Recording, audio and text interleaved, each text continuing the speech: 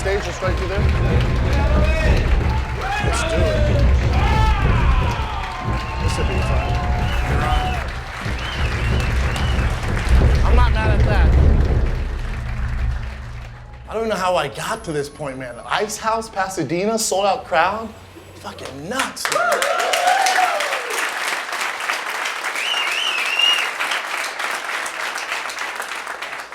It hit me the other day, I'm like, I'm the CM Punk of comedy.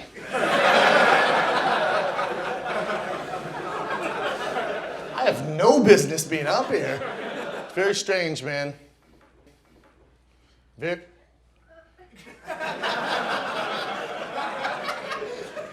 Oh yeah, that's how I got here. That's exactly how I got here. What are your thoughts looking back now at what Joe Rogan said to you about retiring when he was on the podcast, that famous episode? Yeah, the infamous episode with Joe Rogan. Brian and Joe didn't want to air that show. It's my idea to air the show. Just because I felt like that's real. And I think what made the Fighting the Kid and kind of my success outside of fighting was just being real and bringing people on this journey, the highs and the lows. You looked very stiff. You looked very stiff. You didn't look fluid. You know, you just didn't look good. It didn't look like you were well prepared. I worry about your commitment to fighting, and I worry about where you stand. I think you have one foot out the door. I think you're looking. You disagree? Joe has a rough way of getting to the point. It's very black and white because he just wants to make sure that you know what's going on here. You're looking at where the future is going to take you and that you can't do this forever. And it hits me, I'm like, oh shit, I'm never gonna be champ. This is how this movie ends for me, isn't it? For athletes, you know, in college football, they don't tell you how to deal with fame or money in the NFL. That's why a lot of guys go broke. The hardest part for any athlete, any performer, any entertainer is when it's over, finding that next chapter. In WWE and the UFC and the NFL, no one teaches you for life after this game's over. And then on the other side of that, it's like, you know, how long can I do this? And man, I want to keep going. I'm going to stay here until they run me off. You're a smart dude. And the problem with smart dudes is smart dudes think about concussions. You think about how many you've already had, how many you got coming up, how much damage you're taking in training. When does damage start to show up? That podcast, people were like, God, dude, that was so mean. I didn't take it that way. It was heartbreaking for sure, but it was also his way of saying, you can do other things, man. These other guys can't. You can. Start doing that. I just believe that as a young person, you know, people get lost. And so I think rather than trying to find yourself, quote unquote, and I don't know what the fuck that means, I think what you should do is get good at something. That's where I think getting your black belt in Jiu Jitsu has a lot of value. Learning how to play the piano has a lot of value. Learning a language has a lot of value. I promise you your life will be not only immeasurably better, but your understanding will increase. Brian had the idea, he goes, dude, our show's doing well. We should do live podcasts. I go, that's a terrible idea. Have you ever been to a live podcast? There's two guys talking, like they need to be entertained. He goes, I know. We're gonna entertain them. We're gonna do a live, like, comedy show, performance show. It's not gonna be like the podcast. And I went, well, but I don't do stand-up. He goes, no. He goes, Rogan and I were talking about it. You're a great storyteller, man. You get up there, you're just gonna tell a story. Then we're in Chicago at Big Theater, biggest crowd we've ever had, like, I don't know, 1,400 people, sold out. And right before I go on, Brian goes, hey, are you all good for your set? I go, oh, my story? He goes, oh, Bubba, you still call them stories. No, you do stand-up. This is stand-up. You're doing stand-up. I went, oh, shit. That's like a bulb went off. Boom. I'm like, oh, shit, you're right. He goes, yeah, go do stand-up. One day I'm going through fucking Facebook, and I see that fucking Brendan Schaub's doing stand-up at the store, and I go, no. I thought you were going to go up there and tell a story about UFC pussy and fucking protein stinky pussy or something. It was completely different. Can you tell us in general what your comedy seems to be about, what topics you're covering? You know, from CT, brain trauma, to, you know, I'm a big dude who's way too into fashion and...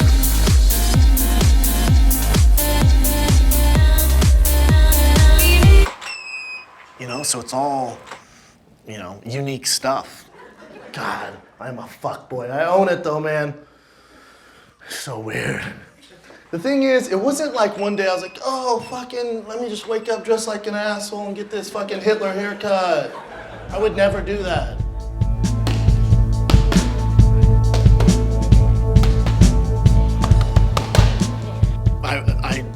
In my heart of hearts, I thought I was gonna be world champion. I love talking about where I thought I'd be versus where I really am. So you're not fighting anymore. Why do you still train like an athlete? Why is that important to you?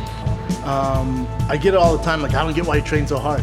I mean, I think training like this helps me with everything. Being creative, dealing with the stress of entertainment now, my podcast, stand-up, TV shows, all that this is the light for that. I think the whole point of staying in shape and being physically optimized is so that your body doesn't break down and get in the way of what you really want to do. I'm in my house in the morning doing my set, at night doing my set, drilling every 3-4 times a day. At a break during the show, I'm doing it. Repetition, repetition, repetition.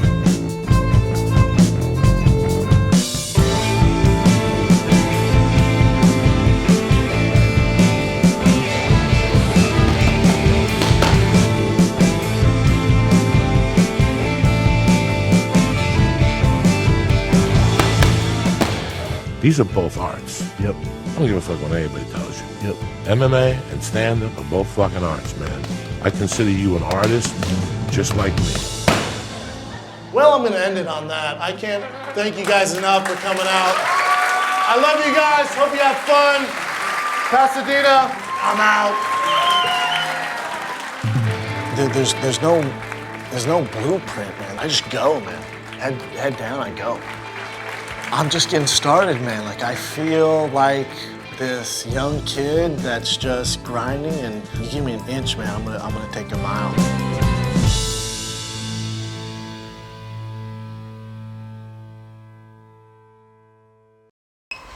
New look? Yeah. All right, new look. Good luck, guys. Let's go. Let's do it in a new look.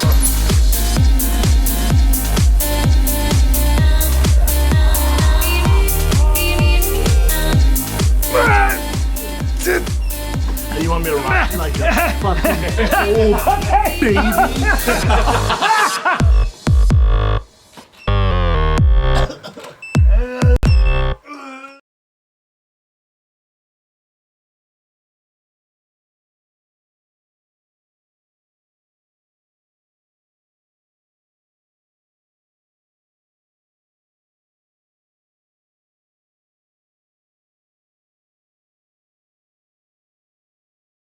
Trying to do EBI and matches like this. So we're out of here, guys. I'll see you later. Bye-bye. Love you. Where the fuck do I sign out of here? Cancel. How do I sign out? Oh, there we go. And yeah, that's the...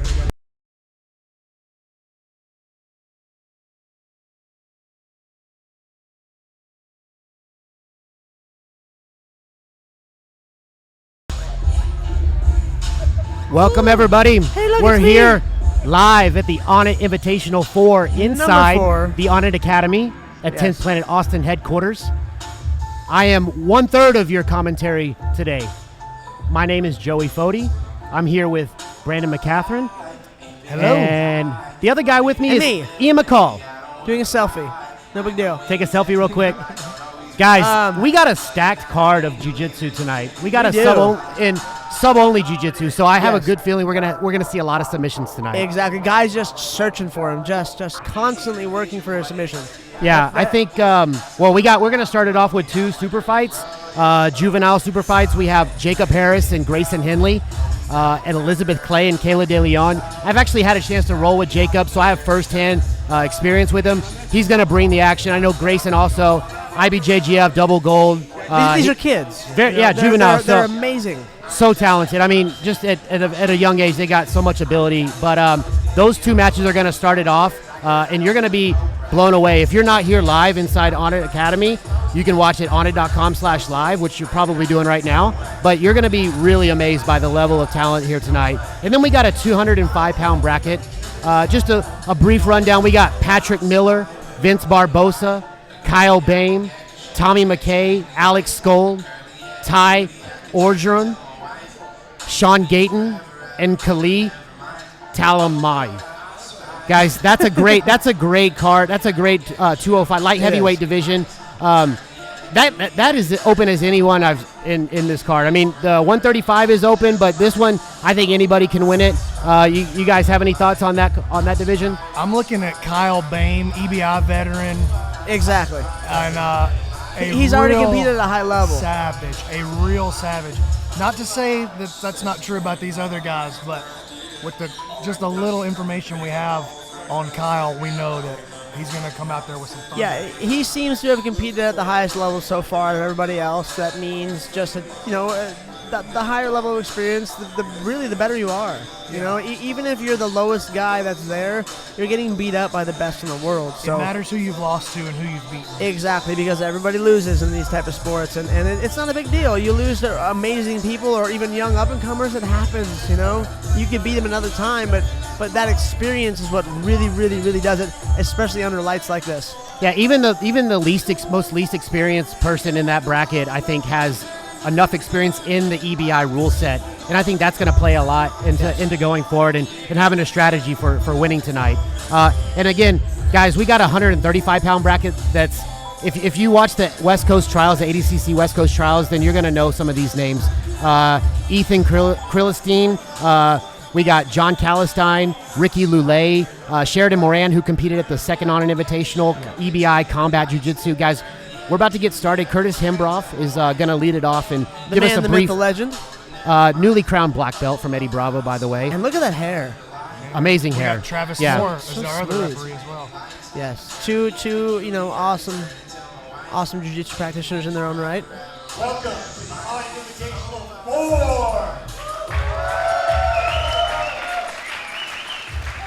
My name is Curtis Hembroff. I'm the head coach at Camp Austin. I'm here with Travis Moore, head coach at John's Gym Temple, and we're super excited to bring you the Onnit Invitational 4 stacked card, a bunch of killers, the 135-pound bracket, a 205 bracket, and 7 awesome super fights. We're going to lead off with 2 super fights, the 35-pound bracket, the 205-pound bracket, and it's going to be awesome.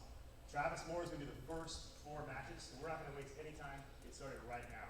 1, 2, 3, 4! War, the crowning of Curtis Hembroff. I think he was noted. Red corner, we have Jacob Harris.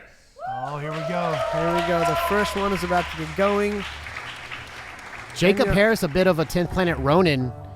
He trains with a lot of guys in different 10th Planet schools, but again, and there are so many. There's like 65 or 70. How many affiliates? There's over 70 now. Yeah, there's over 70 now. You know what's my favorite part though? Jacob Harris coming out to Foo Fighters. Yeah. That's my dude. Yes. Coming straight out of 1998 and onto the mats here yes. at the Onnit Invitational.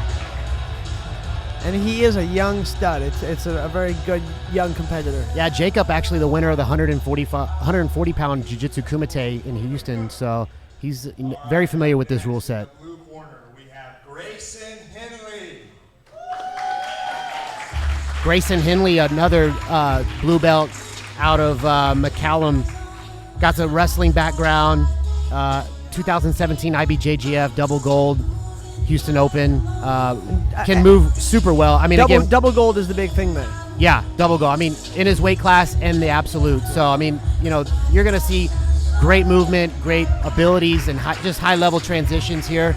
I mean, really, the matches of the night have been a lot of the juvenile matches in the previous Onnit Invitationals. Especially the females. Yes. The junior females. Go ahead and shake hands. All right, guys, we're about to start it off here. Grayson Henley in the red corner. Jacob and Harris we're in the off. blue. Here you go. Jacob Pulls pulling half guard. quickly. Jacob is a very aggressive player. His half guard is and he's strong. Right straight away into in an the neck. electric chair right off the bat. He pulled straight into the clinch. He's Oh, rolling nice for a truck. vaporizer. He could finish that. There we go. It's done. Oh, wow, Wow. that's it. That was fast. That was quick. Wow, and very smooth. slick. Holy cow. That was beautiful. You got to think at that age, pulling off moves in transition like that, he's incredible. Jacob Harris wasting no time. Wow. Get the submission, Well, pull half guard, gentlemen, that was quite the highlight. That was incredible. We're going to be watching that and highlight might for be a long submission time. of the night. I wish we had a replay. I want to watch that. Wow. Yeah, That was roll, beautiful. Good job.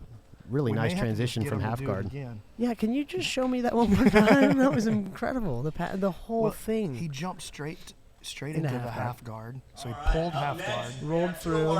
electric chair all the way to the top. Exactly. And then he passed off and rolled the same way that Eddie did against Hoyler. Yes. At their And Metamoris then match. straight into the final. Guys, I've been raving about this match all weekend. Elizabeth Clay, 2017 ADCC West Coast Trials winner, the only blue belt to win the division, and Kayla De Leon, sophomore year, won state championships at Cinco Ranch High School here in Texas. This match, super high level. I think Elizabeth is going to bring the action. Kayla definitely has I actually trained with Kayla's older sister, who's a purple belt.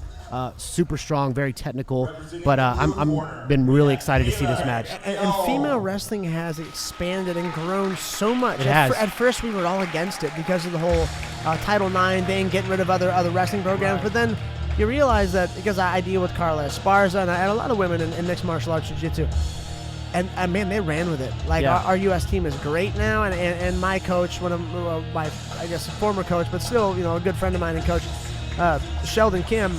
His daughter, she was a strong wrestler and always brought in a lot of strong girls. So it was something I really got to appreciate. And the level of talent has gotten so high lately.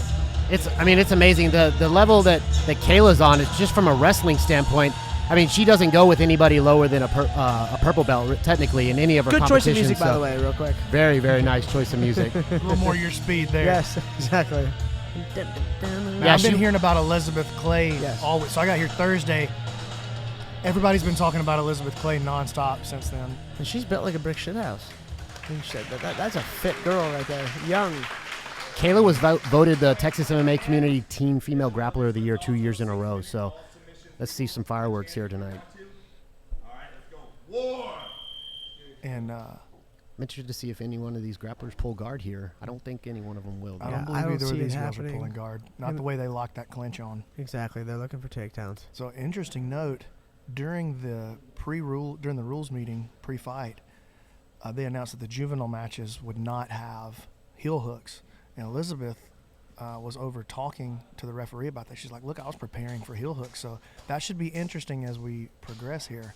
If if that was a big part of her training camp and she was planning, it could have really changed like her approach to her opening. As you see, she dives under there, possibly looking to elevate with a butterfly. The leg lock game has changed the approach completely. Yes, it has. Elizabeth pulls guard here. She's got a good angle. Nice overhook on the arm. That short, going looking for a flower sweep here.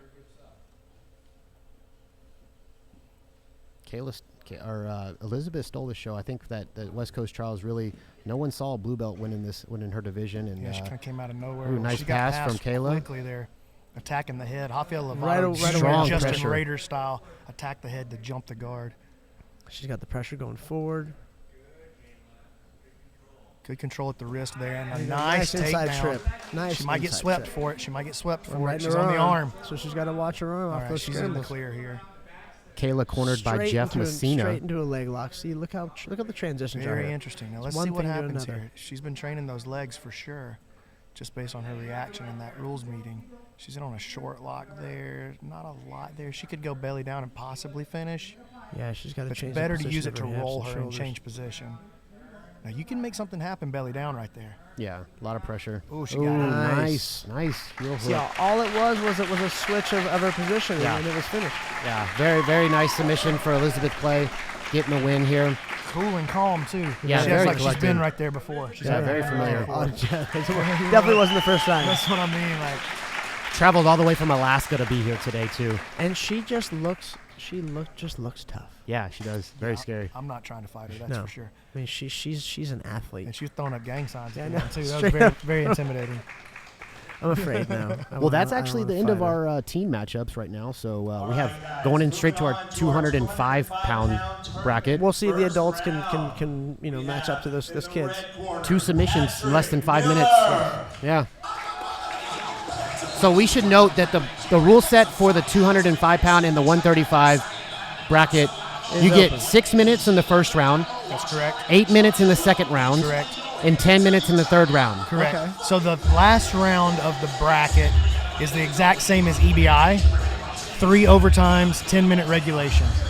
Second round has 2 overtime rounds. 8-minute regulation. And the first round has 1 overtime round. So it's just Same rule set, just a little different format from the Eddie Bravo Invitational until you get to the finals where it's exactly the same.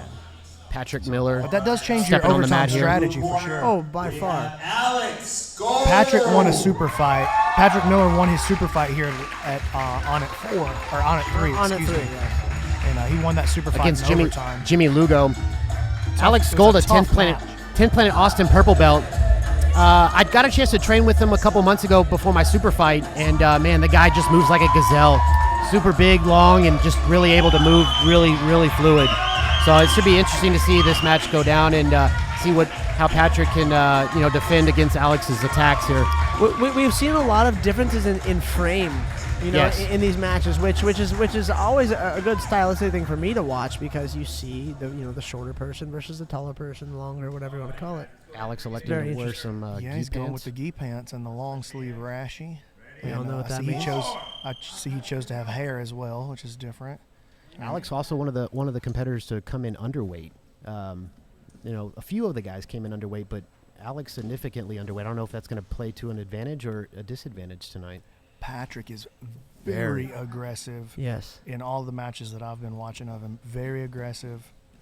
And it looks like Alex came to chill. Exactly. And play He came to play that counter game. And But so the beautiful thing about these rule sets, though, passing the guard is not really awarded. You don't really have to worry about getting your guard passed. it's not rewarded as far as points go or victory itself goes, but it is rewarded when the bottom guy has to carry you for 6 minutes and lead you to Yes, overtime. exactly. He's got to carry all your weight. Got to deal with you putting the pressure on. And that could come in. especially pressure like he puts on. And especially, look, he didn't. Regardless of what Alex's strategy was, he didn't want to be in the bottom of side control 20 seconds into the match. Exactly. Right. So he fought out. No deep breaths yet. Patrick waving out his of feet at Patrick. Team Zenith. He And, came up and sat right back down. This is very, very sport jiu-jitsu, or it's one of Definitely. those waiting games and the setups with the falling over and the rolling to different sides. You would never think would be. Looking to snatch up like a. Oh, that was a really nice Yes. little pass there by You, Patrick. you got to be aggressive in that position. You got to really just push him and fold him into a little box. I tell you though, that 6 minutes is going to go by fast. If these Yep. guys don't chase for a submission, they're Exactly. gonna wind up in overtime, and then that strategy comes into play. How well did you prepare for these overtime rounds? You see, Patrick, he's not in a hurry to set a submission in. He's trying to advance up the body. You see, he clasps his hands around on the other side. He's looking to advance up the body, and it looks like he may be looking to expose the back shoulder there of Alex so he can get the chest connection and take the back here, which didn't happen. Granby out by Alex. Nice work. Let's reset. Pretty much offered his back on a platter. Exactly, Yeah. and obviously it was a setup from his point of Yeah. view. But why not take it and just take it? Yeah. Take it by force. Don't let him go to the next move. Really interested to see how these competitors from 10th Planet Austin look as they continue to get better and better and more high level.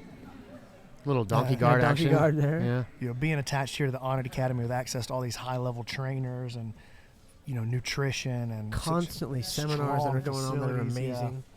It'd be interesting because I'm from Alabama, man. We get the football teams when they got great facilities. Yes.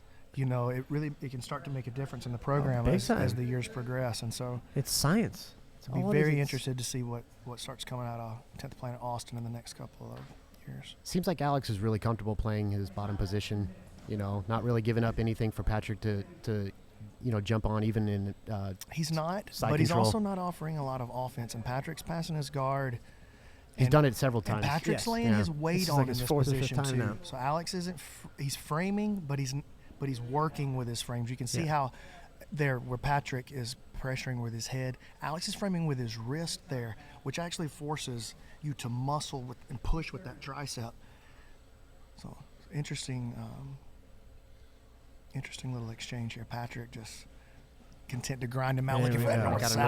north-south here. This could Straight be a to the problem. north-south. And see, All right, again, his face is out. He's he out. took it by force. Front headlock. That's how you have to deal with guys like he's working with. Patrick. Eventually, he's going Rough and tumble. I the- kind I of like think- his jiu-jitsu. Exactly. I me think the too. weight disadvantage could come into play here. He's been, especially if it goes into multiple rounds, and Yeah. or if Kyle goes into the second round and third round. He's getting definitely pressured here. Yeah. Great posture by Patrick. Yeah.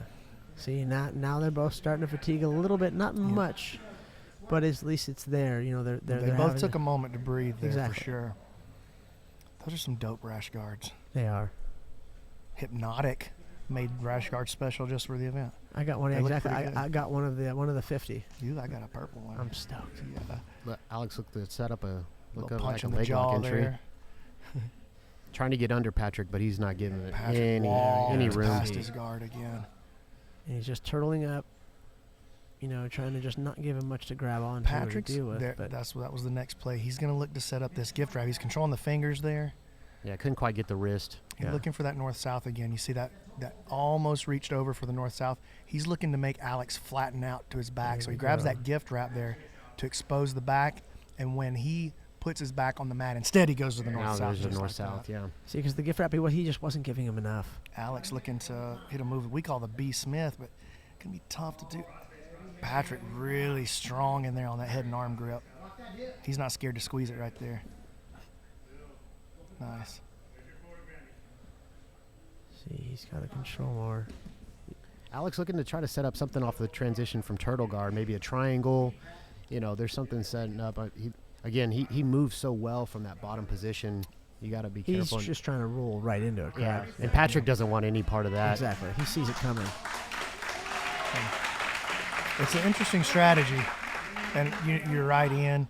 It plays into this sport. Jiu Jitsu is really evolved and like changed into, I don't want to say into something else, but into a different iteration. It's definitely something else. Yeah, you you know, think so? Oh yeah, and it's not Nice and rubber not in a guard. bad way. It's beautiful. Yeah, I think so too. I mean, the flow to it and the scrambles. I think and as just long the as creativity. we understand what it is we're looking at. Exactly. That's in unless the regulation. unless you watch jiu-jitsu, unless you understand jiu-jitsu, you have no idea. Just I just hit him on. He just stand up. You know. What is he gonna do? Okay, so that was end of regulation. That was the end of So- 6 minutes. Got a pen and paper over there. Let's do this. There's a pen there. Let's keep up with the overtimes here. Perfect. my writing's horrible. Yeah, I'll do it. Okay. That was very super profesh to come up with that idea right there. So these guys got to make some action quick. right, so- They only get one round here. And how much time do they have here? They got as much time as much they'd time, like. yeah. So the ride time could come into play here. So they're basically building up ride time just Yeah. like in wrestling. Yeah, just like in high-level college wrestling. Mm-hmm. So once Patrick can get his hips out, now it's out. All right, so see, that was quick. That was all of That 10 was seconds. 9.22 seconds is my. That's unofficial though. That is the Yes. unofficial. That is correct. Excellent point. But it's as closer to the official than you got at home. Yeah. So if Alex has something up his sleeve here, he can maybe get a quick submission, All right.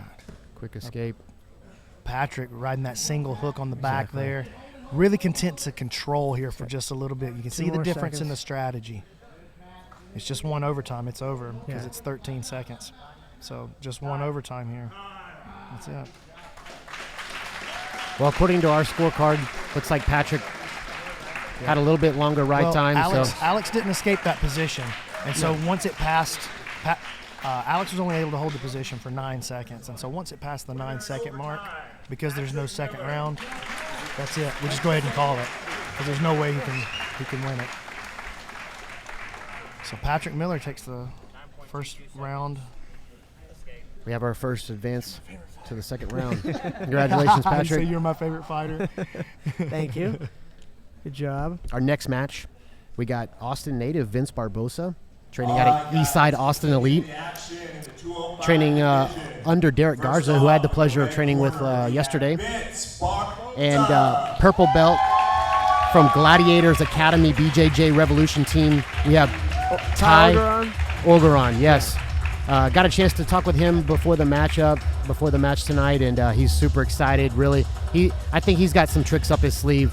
But Vince is no stranger to these rule sets. Had a competition. I think he did compete in the Onnit Invitational 2, 80cc trials veteran. So these guys heavy on the competition scene.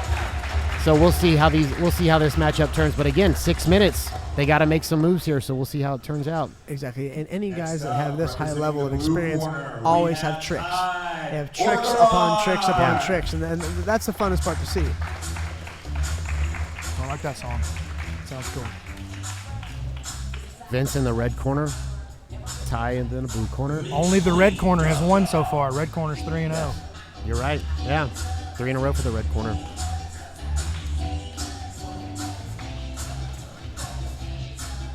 And there's Ty. He comes out of Gladiator Academy down in Louisiana. Tim Crater's people. BJJ Revolution, man. They got a big Crazy Tim. Yeah, a lot of guys out here tonight for them. I don't know if he's as crazy Ian, but he's pretty crazy. You can be crazy in a few different ways. I agree. All right. Vince looking to get in on the legs quickly, and he does. Nice and deep. He's in. He's in. Very nice transitions. Constantly rolling for something. Moving, relax. And he's already Ty's found himself in a attacking bad a spot leg lace here now. I was going to say Ty seems so comfortable for a second, but then he just got so deep into everything. You know, a Texas cloverleaf here, and Vince is sold out on it. He's actually trying to heel hook through the top leg. Yes. It can work. He's got to go far hip, far shoulder, and then, oh man, this leg lock game just. He wants to push that foot to the side and get his weight on top, and well, you see, Ty is really fighting to keep his left leg on top of his right, which protects against Vince really grabbing the proper leverage. Now it's unprotected, and he's out. Nice and he's in on the other side right away. Look at Vince straight into the other side, and now he's going to attack a knee. And Ty is almost out, and now he's back in, and he's attacking the leg of his own. Beautiful. That's the beauty about leg locks. Wow. If you're going to attack, typically you could have your legs vulnerable too. Nice submission. Wow. Very, very impressive. Well, I mean, chill. And he just defended 5 or 6 different leg lock submissions in a row. Yeah. And then set up into his own. That was beautiful. And like I said from the beginning, I was like, he is calm as fuck. Ty Ogeron taking out the victory. Hey, I'll be honest with you. That's in my mind. That's a little bit of an upset. I didn't know much about Ty coming in. I've seen Vince 2 or 3 times. He was pretty confident going into the match. Yes, he was. Very good spirits. So that definitely showed. Was really pretty. That was impressive, man. Ty was super chill in the exactly the whole time. And he almost put himself that deep. I mean, he went from being super calm to, he was the calm the whole time, but then got so deep into a couple of them. And I was like, okay, you put yourself there. Well, you leave, if you're not really versed at the highest level, you're going to leave your legs exposed to a leg lock if you're going to attack them. So you have to pick your battles with those leg locks. Speaking of leg locks, Kyle. Yeah, tell us about Kyle. Excellent. He's an excellent leg locker. He's now listen, Kyle is only a purple belt, but he's the kind of dude who you go, look, never teach an athlete like that jiu-jitsu. None of us will ever win again. Yeah. You know what I mean? Like, he's that caliber of athlete, former rock climber. He's got that. He has that build. Stupid country boy strength, even though he's not a country boy. If there was any guy relaxed before this tournament, it was Sean Gayton tonight. So another Tim Crater prodigy. Tim Crater prodigy and a black belt versus purple belt match. There we go. So even though you have the tactician versus an Sean athlete. Pulling Kyle's a very aggressive player. He's got a pretty sneaky leg lock entries, great Kimura game, good back game, and he's very tough to tap as well. So right to that Kimura game, and he's in on the legs. See, he used the Kimura roll to get in on the legs. Lost him, and Sean comes to the top with it. You see here, Kyle's looking to feed that left leg in as a butterfly guard, and he's looking to he's going to slide all the way through. All the way through to double outside Ashi on the other leg right there. Wow, that was pretty as well. So that's an entry that has evolved, relatively recently. As I like what Sean's doing here. Yeah, that foot. Buying himself a little time there. He's defending really well, riding. But making his opponent carry his weight. He might be in on a heel hook already. He's in. He's going to pop it. I don't know if Kyle wants. There he goes. Verbal tap there. Verbal tap. Well, that's what happens when you put yourself in those kind of situations. When does the urgency start? It's like it comes to a point with leg locks. If you're not familiar with where you're at, I always gauge by the knee line. If I can see my knee line, then I'm typically in a good position. But some guys don't want to tap though. They just they want to keep their pride. Which is so stupid. It's dumb, especially dumb in the gym, but people do it in the gym too. You saw that? You gotta you kinda saw let those Son. guys live. Just let them live to fight in the gym. Yeah. All the time. I'm just like, what are you doing? Relax. Tommy McKay, another Onnit Invitational veteran. Good choice of music again.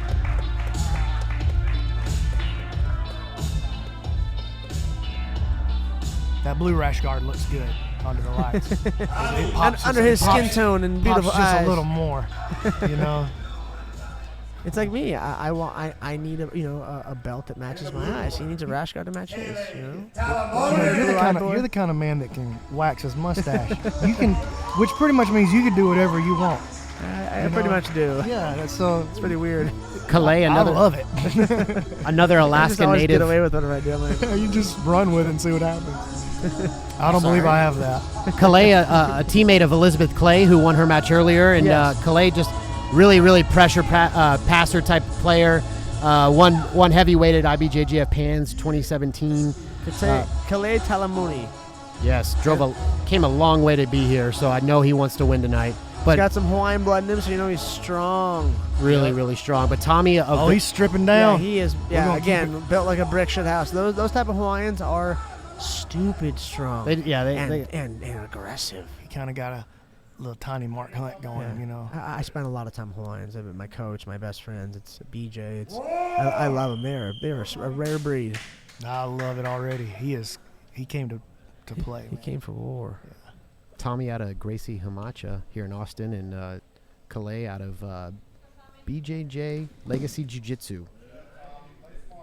Is that out here in Texas as well? That's in Alaska. Oh, okay. Yeah, wow. Gracie. Tommy's here, Austin native, here out of Gracie Hamacha, and Calais made the trip from Alaska. So, again, There's a lot of Hawaiians up there. It's weird. Yeah, they make Really weird. they got like a huge following out there, I guess. The Polynesian, whether it's Samoans or Tongans or whatever, they have little bases around the world that there's just these, big groups of them.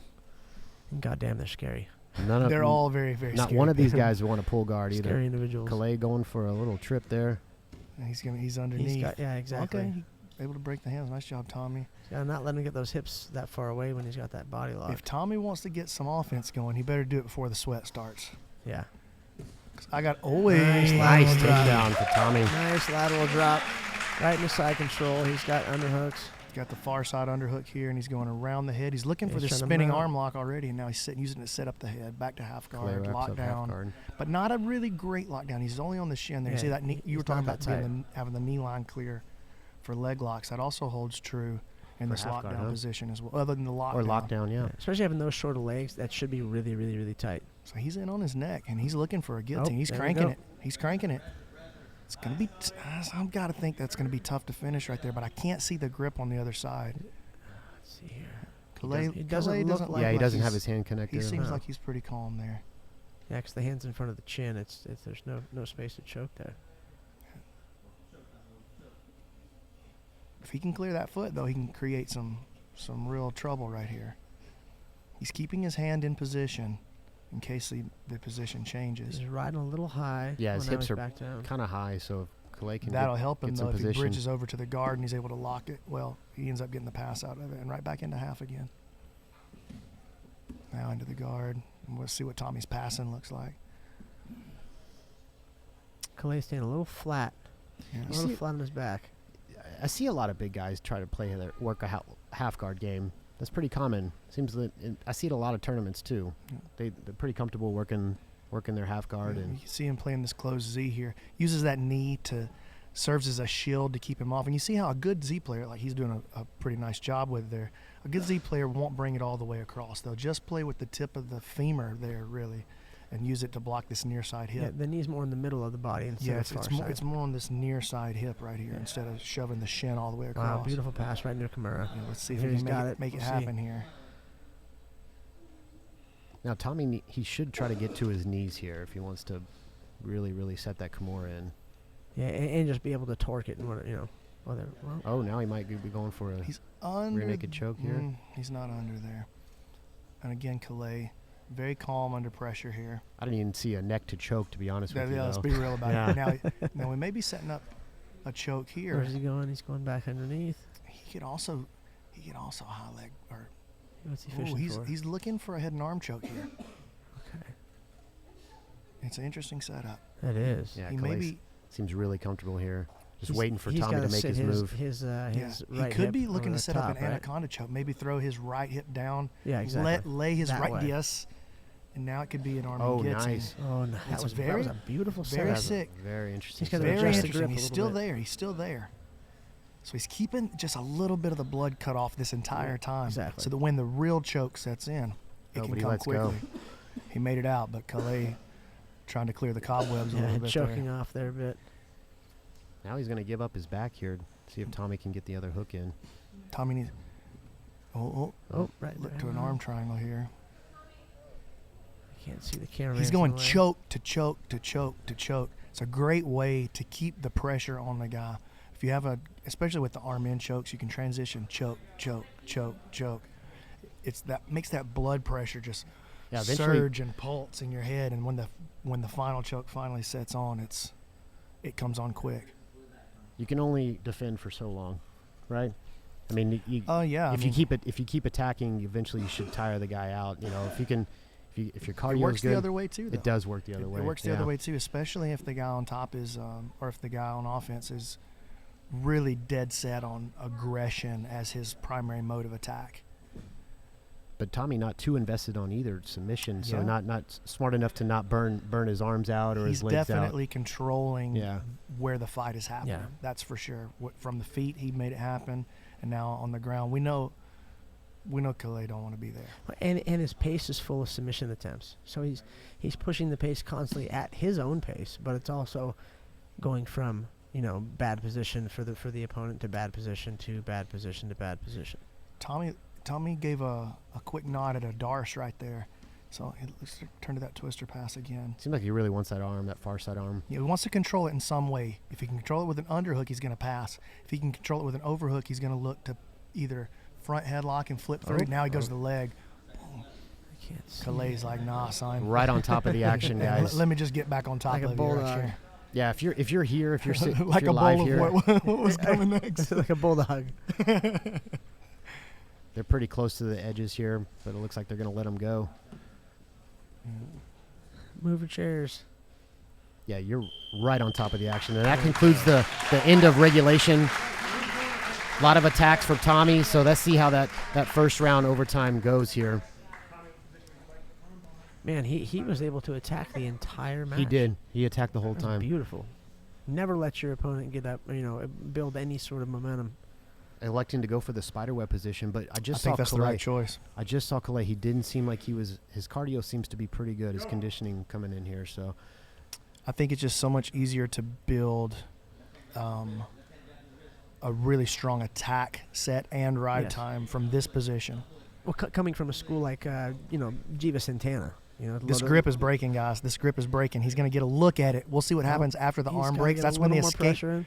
The escape can only happen. In He that knows split he's got second. it. He's on the. Oh, He's got to. I would kick Oh, off. that on might have been a he let mistake. go for Let's see. just Let's a see. second. Kick off on the bicep. Letting go of the legs is almost always a mistake in And- these overtimes, and you can see now he's out. Wow. Letting go with the legs is almost always a mistake in these overtimes. Exactly, but I would always choose that position because coming from a school like with a coach like Jiva Santana the for over arm a decade, collector. I mean the variations and the different type of hand brakes and everything from there. It's incredible with a man like Jiva Santana. I mean there are so many things that he taught me that I've forgotten.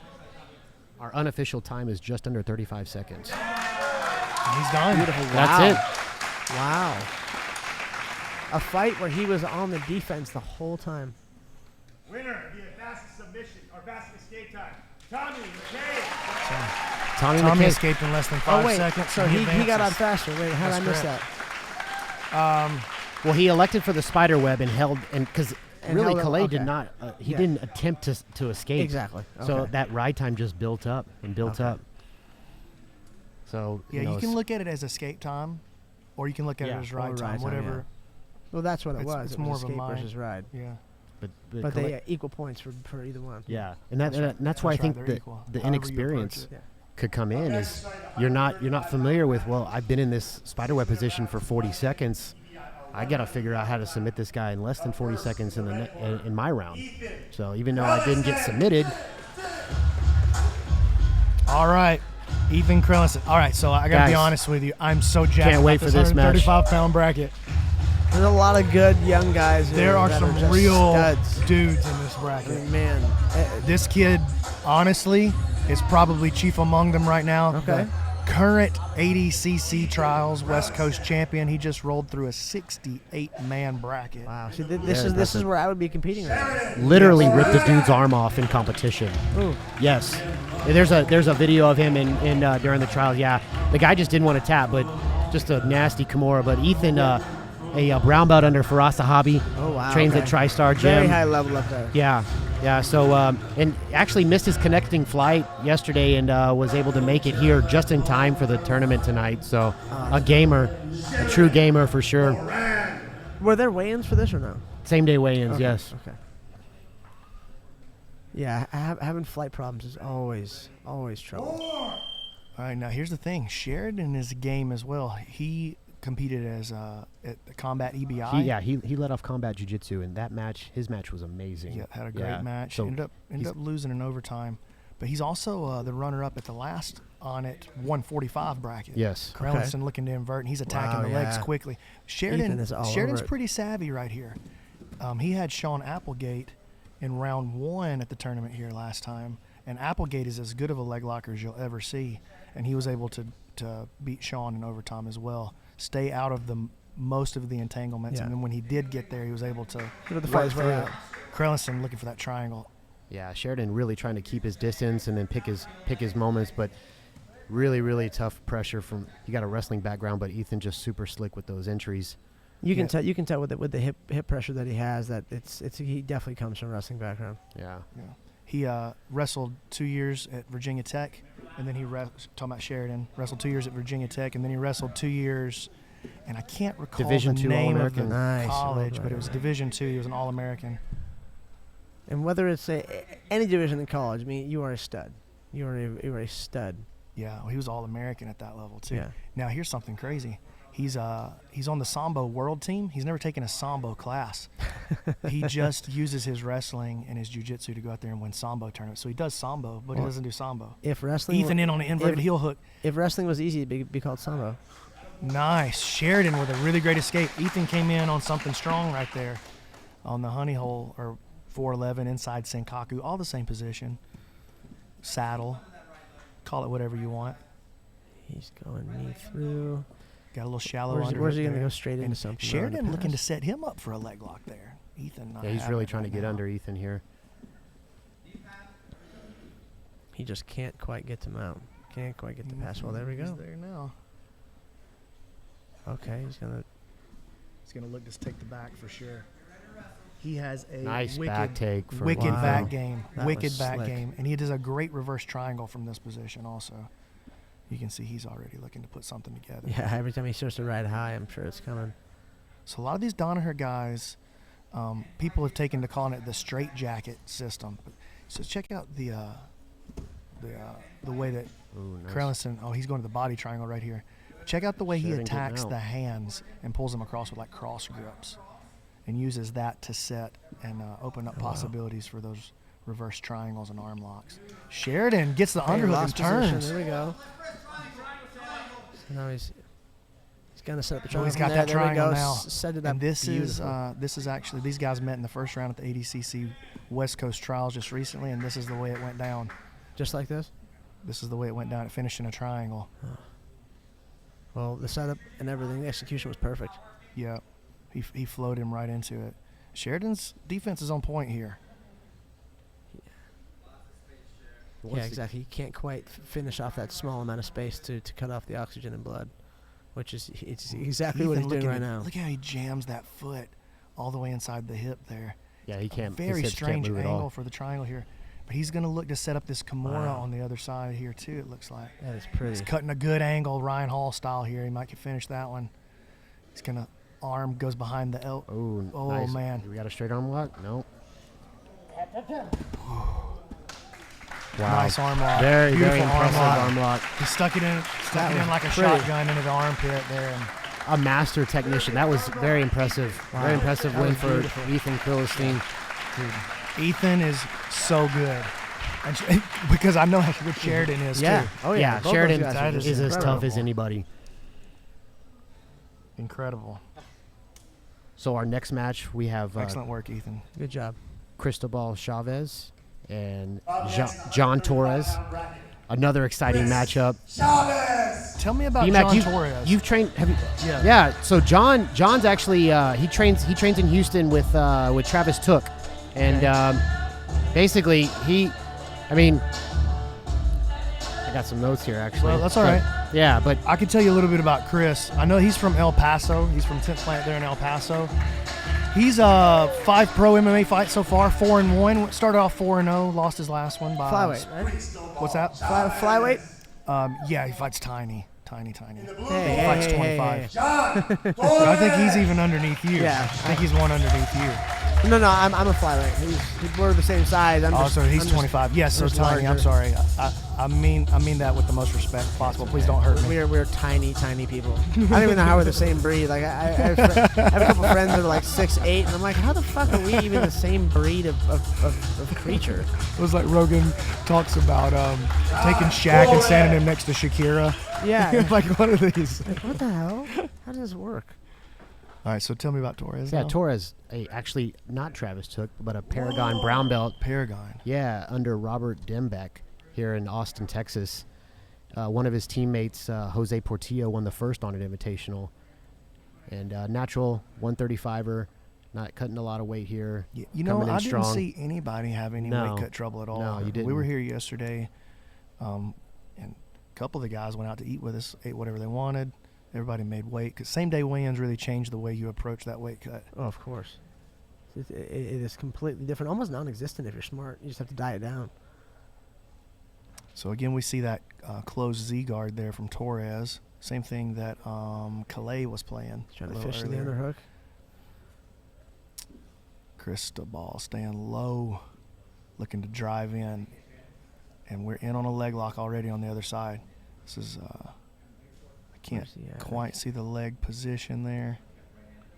But it looks like, okay, Cristobal's over the top of the hip already. If he can get his hip clear of the foot, he might be okay here. He's playing the grips here, looking to protect his foot with his own foot now.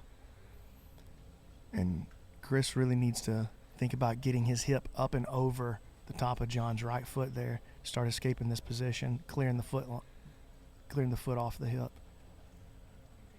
John, a very, very seasoned competitor in IBJJF rule set, but didn't seem like he was at all worried about the sub-only matchup tonight. Just really, really confident, just going to work his game. And looks like those leg locks, they train leg locks at Paragon Academy, clearly. No doubt. I think especially the young competitors, that's all they want to do is they see a submission only, like, fuck yeah, I want this. I want to get this done. Well, that's where the money is starting to show up for the for the first time. yeah. We have a little money coming into some jiu-jitsu tournaments now. We're in on a heel hook here. He had to let go of the grip. Scary there just for a second. But yeah, the money's coming into Brazilian jiu-jitsu submission grappling for the first time ever, and it's not coming into the points tournaments. No. So it's starting to flow into these submission-only tournaments, and these are popping up all over the country now, man. Yeah, and they're all. I mean, most of them are under EBI rules, which is amazing because it's the best rule set out there so far. I think I have to agree with that. Yeah, you think so? I think Eddie really nailed it with the rule set here. Gives it really entices the action, encourages the submission. Yeah, and he's got a thinks good outside the bend on box. that straight ankle lock right there, but Chris Quite low very enough chill, on and the he's leg. clear. Let's see, can he stay out of the next entanglement? That's what you have to watch for. A lot of guys, they're right into the next entanglement if they're a good leg locker, and that's their game. So Chris kind of playing a straight ankle lock grip on his own here. I'd like to see him disengage and start passing with a little bit of pressure if he can. Yeah, Cristobal not necessarily attacking as well as I anticipated, but seems to be just picking his spots very, very carefully. He may be, and he may be content with what he's got here too. He wants to play a clinching game. He's going to end up pulling him over into the mount if he's not careful. He does have his left butterfly hook in, though. Now the underhook on the same side. Nice frame out by John. Probably going to end up resetting right here unless Chris can make an explosive movement. Nice, quick pass. John gets the pass here. Cristobal quickly no pass. getting back quickly into recovers. Maybe we'll catch one of those wrist locks that we worked on earlier today. Cristobal showing us. Man, that one of was those. smooth. Yeah. They move I would these love guys. for one of these to end by wrist lock. Yeah. Nothing would make me happier. I haven't seen that in a while. A little Berimbolo style inversion there. Chris ends up on top again. Now the closed guard. All right. This is something you don't get to see that much of, honestly, in submission grappling anymore. The game is so open and leg lock centric now, and that the closed guard is kind of becoming a specialty that just some guys master. Which is so weird. Yeah, because it's an MMA essential. It's an aggressive position too. Exactly, and it's the whole from the beginning. Like why would you? Well, I thought this was jiu-jitsu. When I started, I thought the jiu-jitsu happened in the closed guard. That's what I thought it was. That's how we were taught in the beginning. You know. What we don't see though is a lot of the body locks from a closed guard position, like John was working on there. Well, the reason you don't see it very often, it's a specific strategy to put some weight into your opponent, put some pressure into him, but it's not a great way to keep your hips mobile, so it really limits your offense when you're there. But it does give you an opportunity to ride your opponent for a little bit, put some weight on him, particularly across his diaphragm. Which is always the best because that's where you breathe. That's where you like to breathe from. Keto looking for a roll. Oh, he's stuck in a bad toe hold. Wow. Oh, nice. John Torres getting the toe hold there. In my opinion, I've said toe holds, you got to be so careful with those. And I know heel hooks are very scary too, but toe holds just seem so much, I don't know. Something about toe holds I wince when I see them. They terrify me. But listen, man, some guys will straight eat a toe hold. They don't care about a toe hold. They don't care about any straight ankle lock. Whatever. They're too tough for it. You're like, come on, guys. Some heel hooks you can't eat. Yeah, no. but there are guys who will, like the Meow brothers. They don't care nothing about that toe hold. They'll let their foot break completely off the end of their leg. See, I say that, but I'm the type of idiot. I'd be like, nope, sorry, it doesn't hurt. And just pop, pop, pop. Sorry, I can't feel anything. No, I'm the kind that screams if you get too close to my feet. I'll just start yelling, help me. I'm tough to a point where it's far past the borderline of stupidity. So I'm like, I think as long as you know that about yourself, it's not that bad, right? I use it to my benefit. Guys, this match here, I just saw John walk onto the mats, and the intensity that he has right now, the look on his face, I'm scared. This is gonna be aggressive. Another Renzo Gracie guy. He trains. He teaches at Pure Heart Training Center in Brooklyn, but a Renzo Gracie brown belt. He's won finisher sub only with the 145. He's won the Jiu Jitsu Kumite, the 155-pound champion. So he does multiple weight classes. Just an amazing leg lock entry. I had a chance to go to one of his seminars in Houston at Darkside at my school, and he just the entries into the leg locks were just very impressive. Manuel Aguilar? Manuel Aguilar, yeah. He's a purple belt from GF Team. Fought at Fight to Win Pro 27. Got a victory there. Submission of the night. And John is right into it, attacking. Calistan is a bulldog. In my opinion, very, very maybe the second scariest leg locker on the planet. Yeah, he trains with Eddie Cummins on the regular. Yeah, so those guys are at a different level than most. Look, he's already in. He slips that. Wow. He just forces his way in. It's interesting. Look at the horsepower on this inverted heel hook. Exactly. Look at the torque. Jeez. I'm gonna tell you something.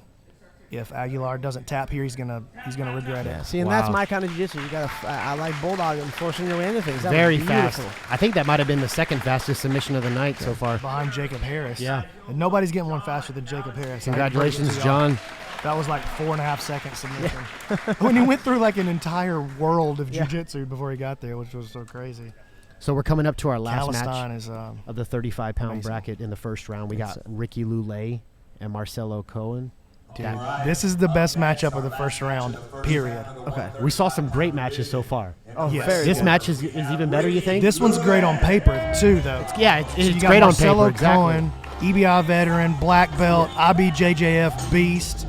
Marcelo, we're talking about kind of the extinction of the closed guard. I don't want to say it's extinct. It's not as common as it used to be. Yeah. Marcelo Cohen, one of the best closed guards you're ever going to see at this weight class. Great Kimura game, great straight arm locks, great triangles. Interesting to see how Ricky's wrestling comes into play here. Ricky, a collegiate wrestler, a brown belt at 10th Planet Oceanside with Giovanni Martinez. That's right by my house. Semi-finalist at the second to last EBI, the EBI 10. So Yeah, he was a semifinalist and he lost to his yeah. coach. No shame in that. In the semifinals, so and he you also gotta feel pretty good about that. Silver medalist at ADCC trials. Actually, two of the guys that medaled in the ADCC 60 kilogram division are in this division here. The top two. He lost to Krellinston in the finals at ADCC just a couple of weeks ago. Lulenko, and here we go. Ricky, I think, want to work a snap down here and maybe a duck under, but we'll see what happens. I rolled with Ricky for like 45 minutes straight the other night, just helping while he was cutting weight, just moving around with him. I'm really impressed with him, man.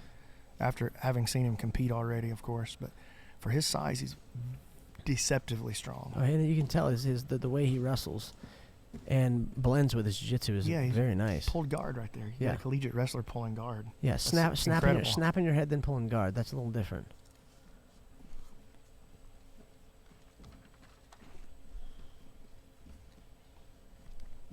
Marcelo going to stand up and quickly sits down here to guard and now pulling half. All right, so he's in that same closed Z position you see, and you see how he plays with that shallow knee again. Yeah. He's looking to tie up there.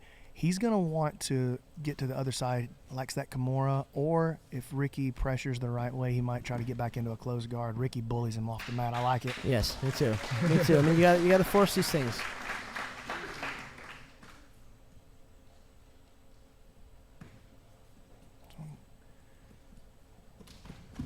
Marcelo serious about that closed guard. Yeah, and I like how he's got such a good wrestling stance the whole time. So I mean, and it goes right. I mean, he uses it. That's one of the honestly the best versions I've seen straight into pulling guard. That good of a wrestling stance. Into pulling Ricky guard, looking to right invert underneath, and he's in on a leg. He's got the knee line. Marcelo starting to clear. Ricky in on the heel. There we go. Oh wow! Nice. That's a huge win for Ricky. Beautiful. Wow. 4 matches, 4 submissions. I don't think that is anybody surprised. No, guys, we're about to break. If you want to be on this in this match in these tournaments here, if you think you have what it takes, all you have to do is actually win an advanced division at the Onnit World Open, and you can do that. The next Onnit World Open is going to be June 3rd. That's a Saturday. If you think you got what it takes, the winner of every advanced division gets an automatic entry into the Onnit Invitational. So the next Onnit Invitational, the 5th one, might be coming sooner rather than later. But guys, stay tuned. Onnit.com/live. I'm Joey Fody. I'm here with Brandon McCatherine and Ian McCall. Thanks for keeping us locked in, guys. So just stick with us. We'll be back.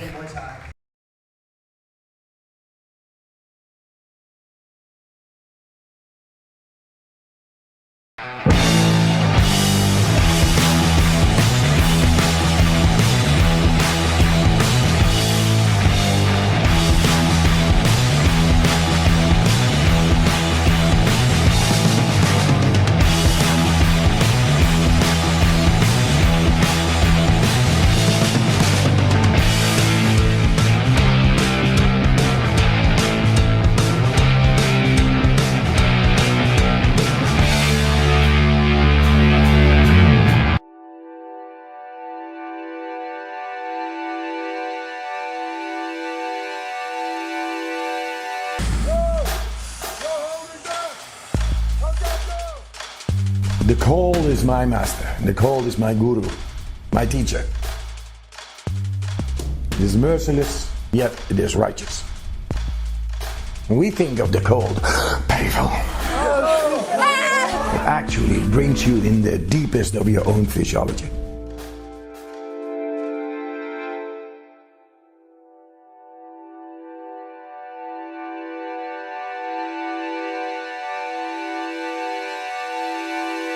The real serious thing is we can really tackle real problems.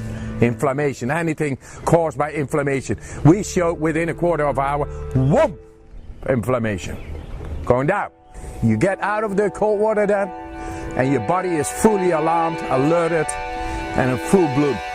You feel great. Endorphins, melatonins, even dimethyltryptamine. It's all working. Thus, the cold is not something negative. Go past your own fears. Breathe. Use the cold. Just do it. Just feel it. We are more than we think. We own it.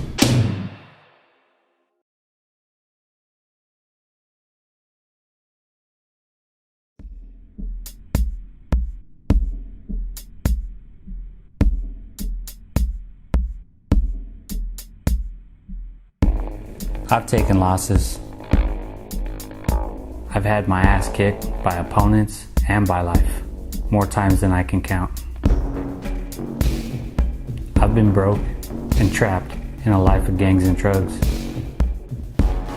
I've been broken, my jaw twice, my hands 9 times, and had to rebuild my face with plates and screws.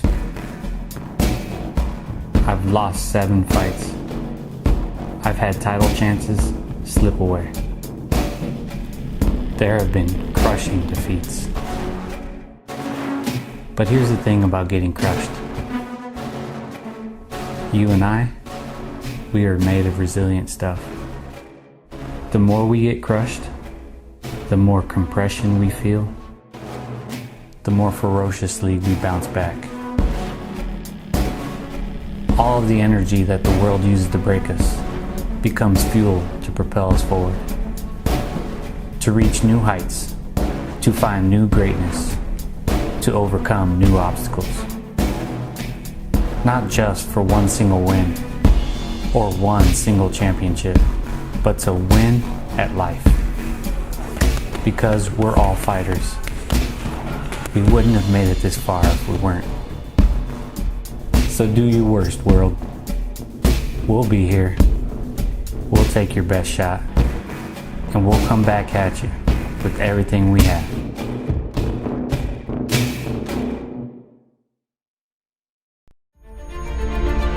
I grew up the hard way. Maybe not harder than some, but harder than most. I realized early on, we all have a basic choice. To be a fighter, or to be a victim. It's all about your attitude. For the victim, everything that comes to them is either a blessing or a curse. The fighter sees only opponents, and a fighter needs worthy opponents. I never heard of a great champion or a leader that's had it easy, had everything handed to them. Greatness gives no free passes. It is earned with blood, sweat, and courage in the face of unwinnable odds. Because we all break at some point. When we pick ourselves up and put ourselves back together, that's how we get stronger. So you don't have it easy? Good. You're not a victim. Don't let anyone tell you otherwise.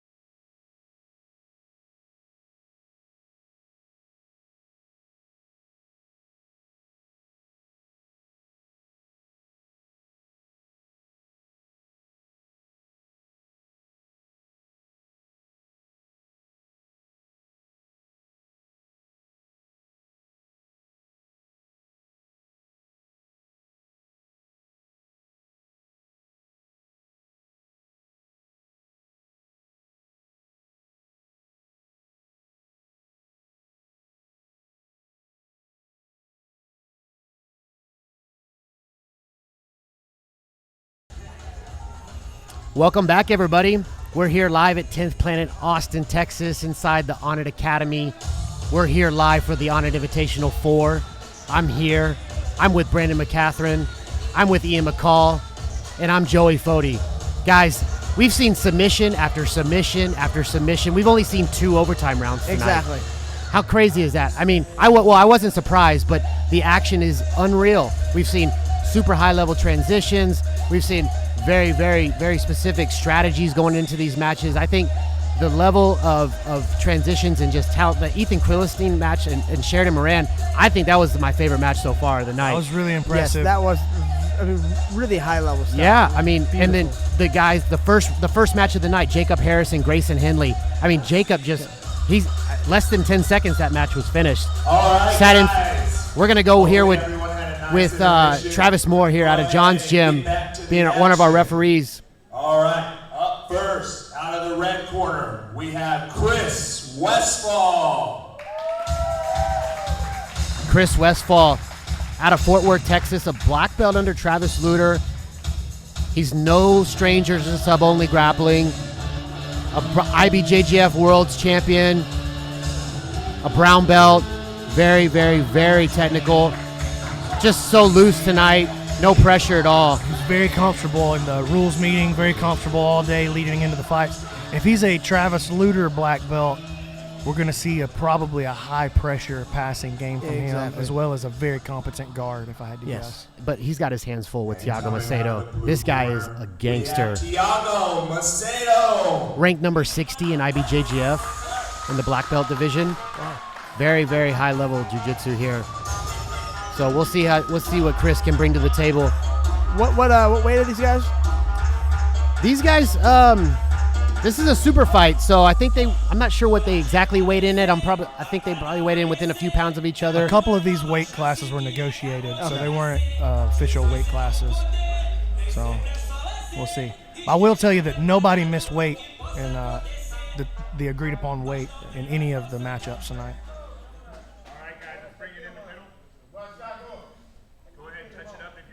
Yeah, Thiago, a 2-time Brazilian Nationals champion, 3rd place Worlds, Pan Ams. I saw him compete at Fight to Win Pro. Gonna go straight late last year.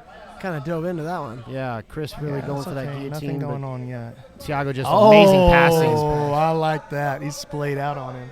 Straight, body control. Kind of negates the scramble. Looking to climb the body, and now it's 2 underhooks. Chris very chill here, fighting the grips on the front.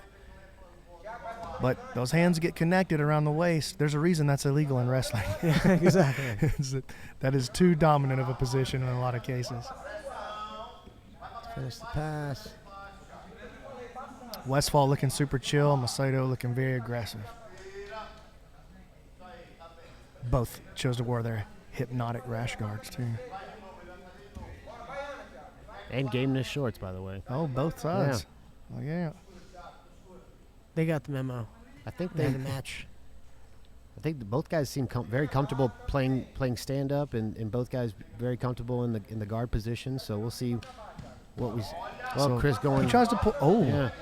He's looking to get this inverted arm lock straight out the gate here on this pull. This is also a position you can play. We call this a 100% in the 10th Planet system. You can expose the back, you can expose an arm lock, or you can end up back in the closed guard sometimes. He's going to keep working that razor arm lock. Macedo's a tough dude. Front headlock and right back down. I like how every time he's up on his feet, he's snapping the head and going to some sort of front headlock position. And he will not concede a clinch fight right there. He will not fight you in the clinch, it looks like. So every time, Westfall's looking to clinch him up, tie him up in the closed guard, and try to get something going at the head there every time. There we go. You can tell he's confident there. I mean, that's what he's looking for. Macedo just will not engage it. He's looking to pass on the outside like he did the first time. Very long legs for Chris, so that could come into play. Definitely. Keeping that guard retention. Especially when he's trying to dive in like that on those passes, it's easy to keep him away. Now we see what the stand-up looks like from these guys.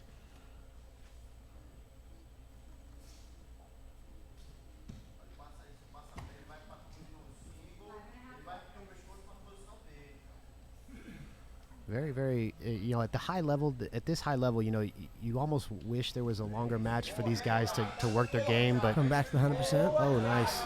What's the time limit on this super fight here? I want to say 10 minutes. Okay. It's 10 minutes. Yeah. 10 minutes, 3 overtime rounds. Yeah, for this match, you would want at least 3 overtime rounds. The black belt division, again, you can't have any short match is just almost a disadvantage, to both competitors. You get to that level and you want to be able to work a game and have a strategy and, see what the other guy is going to give you. I've heard Chris Howder talking about the Masters divisions at black belt just being so short and just him just not being able to work his game. And, at that level, you want to be so, you have a game plan going forward. Give them a chance to work their strategy. It brings up an interesting discussion about the application in a self-defense situation. Sure. But it's an interesting discussion, probably a little outside the scope of what we're doing here. But definitely not too self-defense mode right now. Yeah. Yeah, this is more or less roll around until I catch some crazy ass solution. Yeah, and if it takes me 10 minutes, then Exactly. so be it. There's no such thing as a 10-minute long self-defense situation. Like not in a Walmart parking lot at least. This is sport. Right. Beautiful sport. It's beautiful. Both guys just really no hesitation to go stand up and try to get some sort of trip or takedown. Thiago shoots in for a double. Constantly uses that 100 to Yes. sweep now, and now he's going to get a look. Thiago recovers well again. Into a guillotine. Potential arm in guillotine. As long as he keeps that left butterfly hook strong, he Nice can sweep sweep him from just Chris. like this. Chris ends up on top, keeping the ride going on the head there. Strong Like to see him underhook for distribute Thiago. that weight a little bit, but he's looking to spin. Oh, here we go. Game, very defensively aware, strong.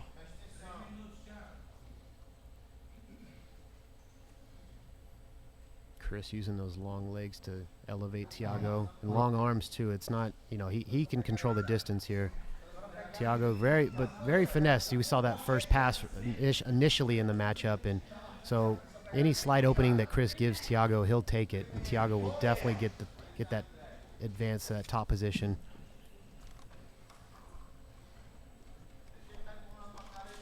Using his hands to push Thiago away. How annoying is that, guys? During those Jiu Jitsu tournaments, you get the guys that like to keep the hand in the face as sort of like a distraction almost. It's very annoying. Yeah. Don't like My that at all. 9-year-old daughter does it when I try to tuck her in. She's like, no. Get away from me. Shout out to Logan and Keller, and of course my lovely wife Lindsay. But I think it also brings up a distraction almost. You get just kind of annoyed with it, and you're like, well, it takes you out of your game and your mindset almost for the brief second, because that's all it takes to get the submission. At the highest level, you just need one little slip up here, and I think that's what we'll see here tonight with these two specifically. One person just going to capitalize on the mistake, and I think we've seen so close Chris just trying to go for Kimuras and just really, really just narrowly missing. Chris keeping his knees close to him, trying to get a little bicep ride there. His left butterfly hook is not okay. Now our position's opened up again. So, see how he's stuffing that left butterfly hook? He's bringing it across the chest in front of the arm, almost the way you would do a lasso. Very He's strong, playing in the gi. strong open guard. Yeah. It seems like he's just, getting set up for here we go. For Chris to set up, a triangle or armbar or something deep with He's those legs. definitely Shoot hoping him to in. catch a triangle off of a transition here. And it looks like he was counting on catching a head and arm of some sort too, at least to control an advanced position, but he has not been able to have a lot of success with that so far. Chris using butterfly guard. Playing it on his back, looking to dig under with his right arm, maybe elevate here on the left side. Could use possibly that same entry that Kyle used to get underneath the leg, that Kyle Bain used in the 205-pound division to get that double outside Ashi on the far leg. Thiago doing a good job. So he keeps that Chris's right leg sort of stapled with the pressure. He pushes the pressure through his body and into his left shin through Chris's leg there. Able to keep him pinned down a little bit. Hard to elevate like that, and he's able to back away when he does. Really, Now he's really in on good a at tight posture, little pass. keeping Tiago's posture Now he's in down. on a tight pass. Yeah, now the pressure's there. Nice recovery. See, Chris weaved his right leg, just barely caught the inside. And we're going to reset in the middle here, it looks like.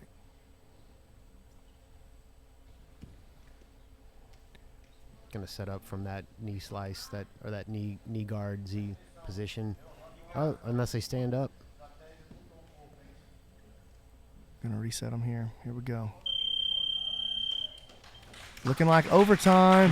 And that was a good tactical match. Yeah. Offense to defense. Both guys just really aware of what the other person brings to the matchup, and Exactly. they again just being very mindful of what they can do, and not letting their guard down. Let's see. So that's what that's what I like about these overtime rounds. You get a high level guy like Thiago Macedo on your back. How quickly can he submit you, or is he just going to ride it out? I think he's going to try to submit Chris here. Because at some point, you got to go for the submission, or you got to elect to go for the ride.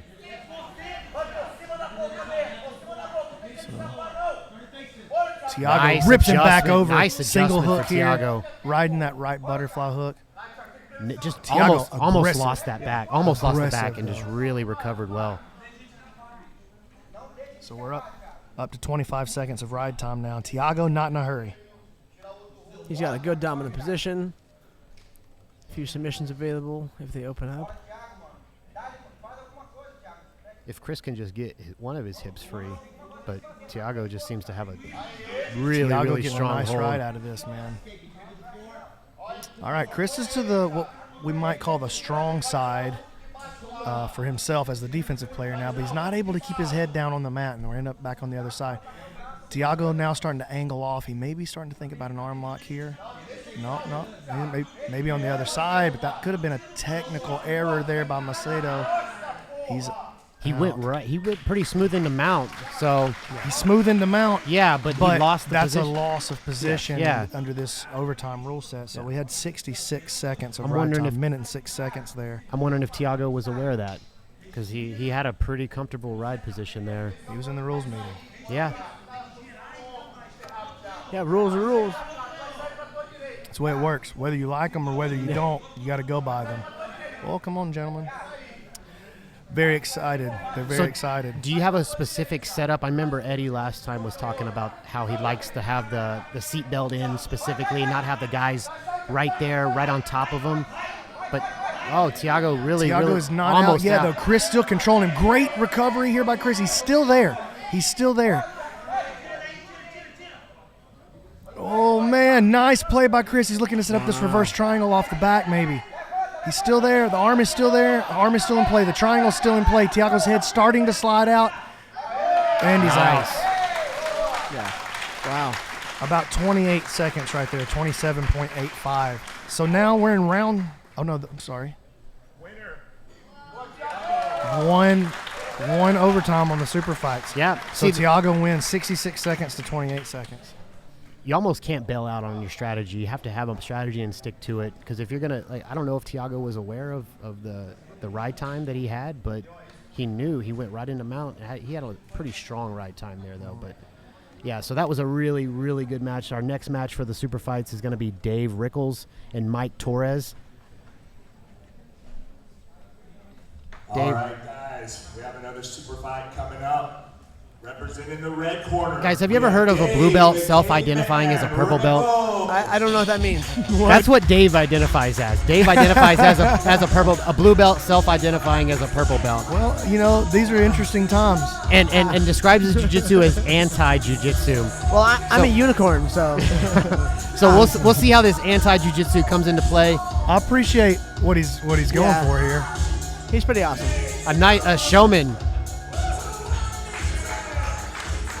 Is this the guy who identifies as a purple belt? The self-identifying purple belt. Now, we have the other Torres, Mike Torres, who trains under Travis Took in Houston, Texas. Are they brothers? No, they're not, surprisingly. But Mike's... They're just best friends. Yeah, but Mike is a purple belt under Travis. He won the Texas Submission Hunter 4 in a super fight. I've trained with some of his training partners, and Jose Lanes is on this card as well, one of his training partners. Very, very high-level guys that train under Travis Took. And so we'll see how John does tonight, or I'm sorry, Mike Torres does tonight here. Purple belt against self-identifying purple belt. Yes. Dave Rickles. Dave spats. Yeah, what kind of spats are those? Really jumping out at me here. Those are camouflage. Kind of camo. Or no, I believe we've leopard got spats. No, leopard those are on there. leopards on there. Wow. Yeah. Who doesn't want kitty cat pants? That's a great question. One that needs to be addressed. And those are like drop crotch too. He's not even playing no He's games. not even like tight. It's just pants he borrowed off of a chubby lady. Mike spinning for a You almost made me snort on the broadcast. That would have been unfortunate for everyone. Playing an outside game, but kind of darting in with good pressure. Dave really using that lead leg, but now Mike's shooting for guard pull now, so we'll see how his close guard works here against Dave. A lot of pressure from David here.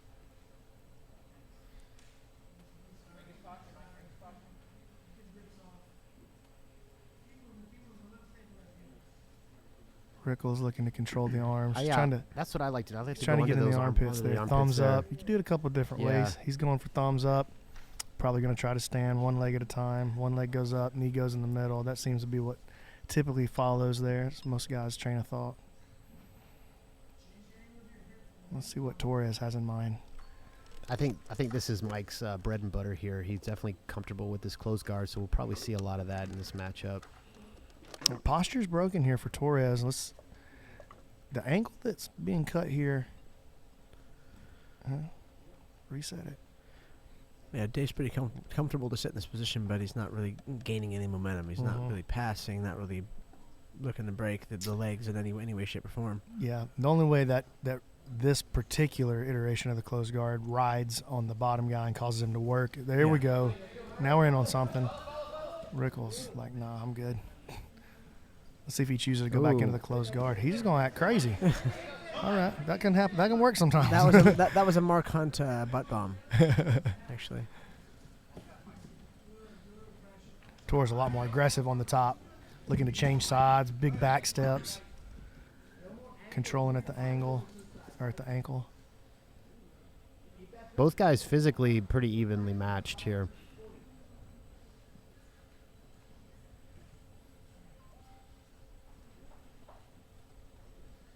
Earlier, we saw David lead that left leg up. Oh, look now jump, flying triangle almost. Rickles coming in, so you can see his approach to passing the open guard much different than Torres. Definitely likes to keep the distance, but maybe expecting a mistake from Mike. But I don't think he's going one particular direction. Also, it looks like, whereas Torres seemed to be interested in changing sides, cutting angles. Rickles coming in, trying to put Torres flat to his back. All right. Close to a clinching position there. Rickles backs out. Try it again. Might seem like an appropriate strategy would be to apply more pressure to get the pass here. Because if that's what David wants to do, he needs to maybe sit down and get into a butterfly guard or pressure pass some way. Because Mike's his guard retention seems to be really good. There he goes with some pressure, but Mike is working very well positionally. Doesn't want any part of the leg game though. No. So we'll see what can't the pass. strategy So he here. sits just to play some mind games, and now we're going to get into a little more of a pressure situation. Inversion here from Torres. Oh, we got a pass. He's in on an anaconda choke just for a split second. See, those are the exact kind of opportunities he's looking for. Just looking to create a little chaos. He's going to, oh my, what if we saw a Boston crowd right here? Oh my God, you took the words right out of my mouth. If we do, I'm very, very pleased. Control the head to create the pressure. Underhook is in. So a little shallow step underhook. over for that armbar there. He's going to have to clear that top knee to do it. Nice. Oh. Here we go. Had a chance almost, but now Mike here finishing in the this front headlock position. It's a good controlling grip. Not a lot of weight down. Now here comes the weight. And Torres. Mike retains his guard here. Haven't seen a lot of opportunity for Dave to play top position, but just from standing seems like, or he's attacked. He's picked his attacks very few, but he's definitely the offensive player though here. But I like to see what happens if he can get to a mount or a strong side control. I like a little kiss of the dragon sweep here. Inverting all the way under. Gets to the top, but not really, actually. Almost. Now Mike using that Z guard here. Very popular guard here tonight. Yeah, you've seen a lot of it. And consistently crossing the ankles there on the Z. Just plays into the game of everyone hunting for those leg locks. You know, Yeah, it can. It can for sure. Actually creates a really uncomfortable position for the top for Rickles in this situation for his thigh when you're pinched in that Z. All right, we'll get the knees pushed together. Can he pass around the back door? Big back step right there. Nice, but he got swept. Yeah, going for it. Nice sweep. And now he's in on the leg. Sits Torres back is for getting the hungry ankle for lock. a leg now. He's going to come up and pass again. Rickles doesn't look too eager to get to his closed guard. He's so keeping now a we foot in the see hip. David in the closed guard or bottom position here. Not quite a closed guard, but an aggressive open guard.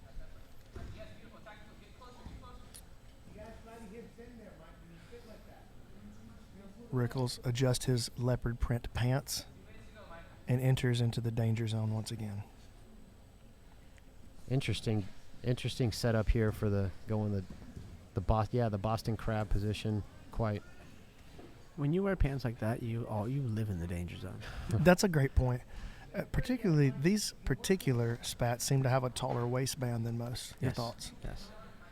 Pretty sure they were meant for females, but they work.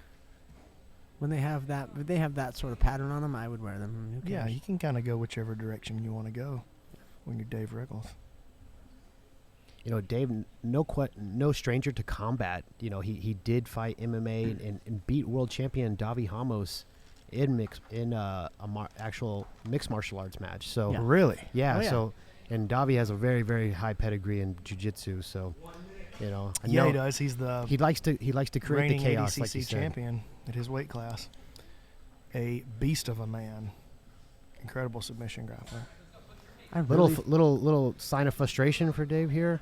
Not sure if he just again Mike here pull him just over into 50-50 there.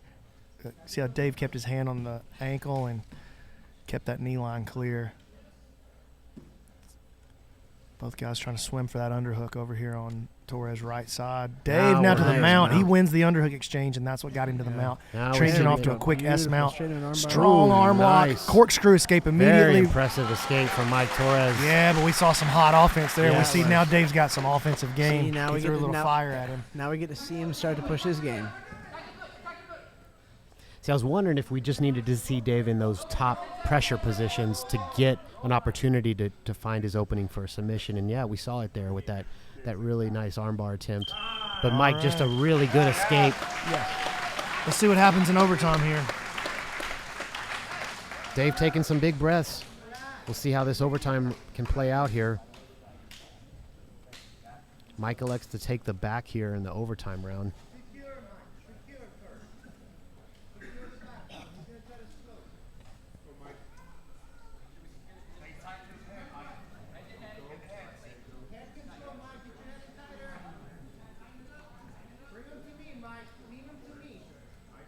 So we have this one and only overtime round for these matches here for the super fights. All right, Torres falls to what we traditionally call the choking side. So his strong rear naked choke arm is on the bottom. Yes. Usually if you fall to the other side, you're thinking about arm locks, reverse triangles. Now Torres looking to switch off to maybe a Kimura-style grip here. I can't quite. Yes, Yeah, he's got the double wrist lock here. Kimura-style grip. He's got that inside space. Oh, it's over. That was quick. We'll call that 33 seconds. Unofficial time, 33 seconds. Dave escapes in 33.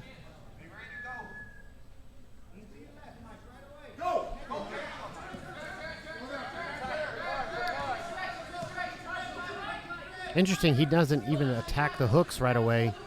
He's just trying to hold on. Yeah. He's just trying to get that ride time because he knows that he can angle, beat it. that angle, how Torres keeps Well, now his he's head to the got a mat, and you body see lock. how Torres pushes the pressure, the weight distributes towards his own head. He's trying to make sure that Rickles cannot get his head underneath his head, and that was the mistake that allowed the ride to come 10 back. 10 seconds till he wins. 5. So simply winning that head position, and that's it. Makes all the difference, yeah. Simply winning that head position in that overtime was the thing. It was the one that thing. saved it. Yeah. It was the one weird trick. Yeah. Or your 1 minute jiu-jitsu hack, if you will. And Dave Caveman Rickles comes away with a victory. Excellent work. I really enjoyed watching that match. You know, you saw somebody really try to pick their spots and attack, and we saw some glimpses of potential submissions, but a great escape there for the armbar for Mike, but came up short in the overtime. So, you know, you ideally maybe like to have another overtime round for these guys, but you know that's comes into play. You got to have a strategy going into these matches. So we're going to the 205s now rather than the 135s. Okay, that makes sense since it's the order that we're. Yeah. I was thinking was the 35s original were order. next, yeah. So yeah, this is our second round in the light heavyweight division. We got 2 overtime rounds potentially. We have 2-minute longer matches, an 8-minute match here. So we'll see if the extended time plays into effect, and maybe if it goes into overtime, how their strategy can change. But these bigger guys might want to hurry up and get a submission if they're under condition. But we'll see.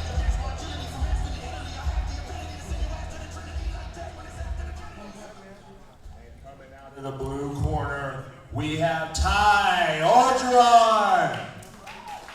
Ty Orgeron getting the quick submission in the first round, but got his hands full in this matchup against Patrick Miller.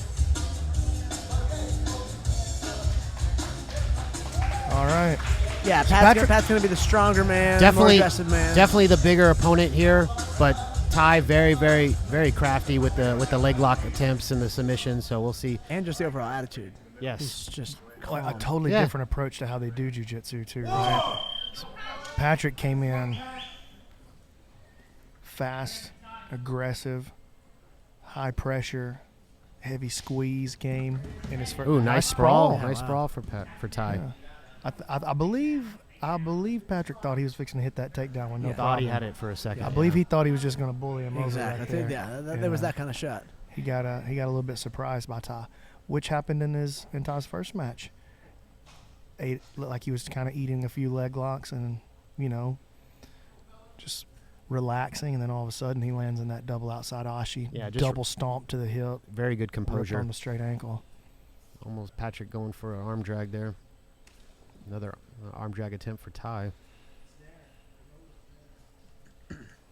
Little head fight going on here now.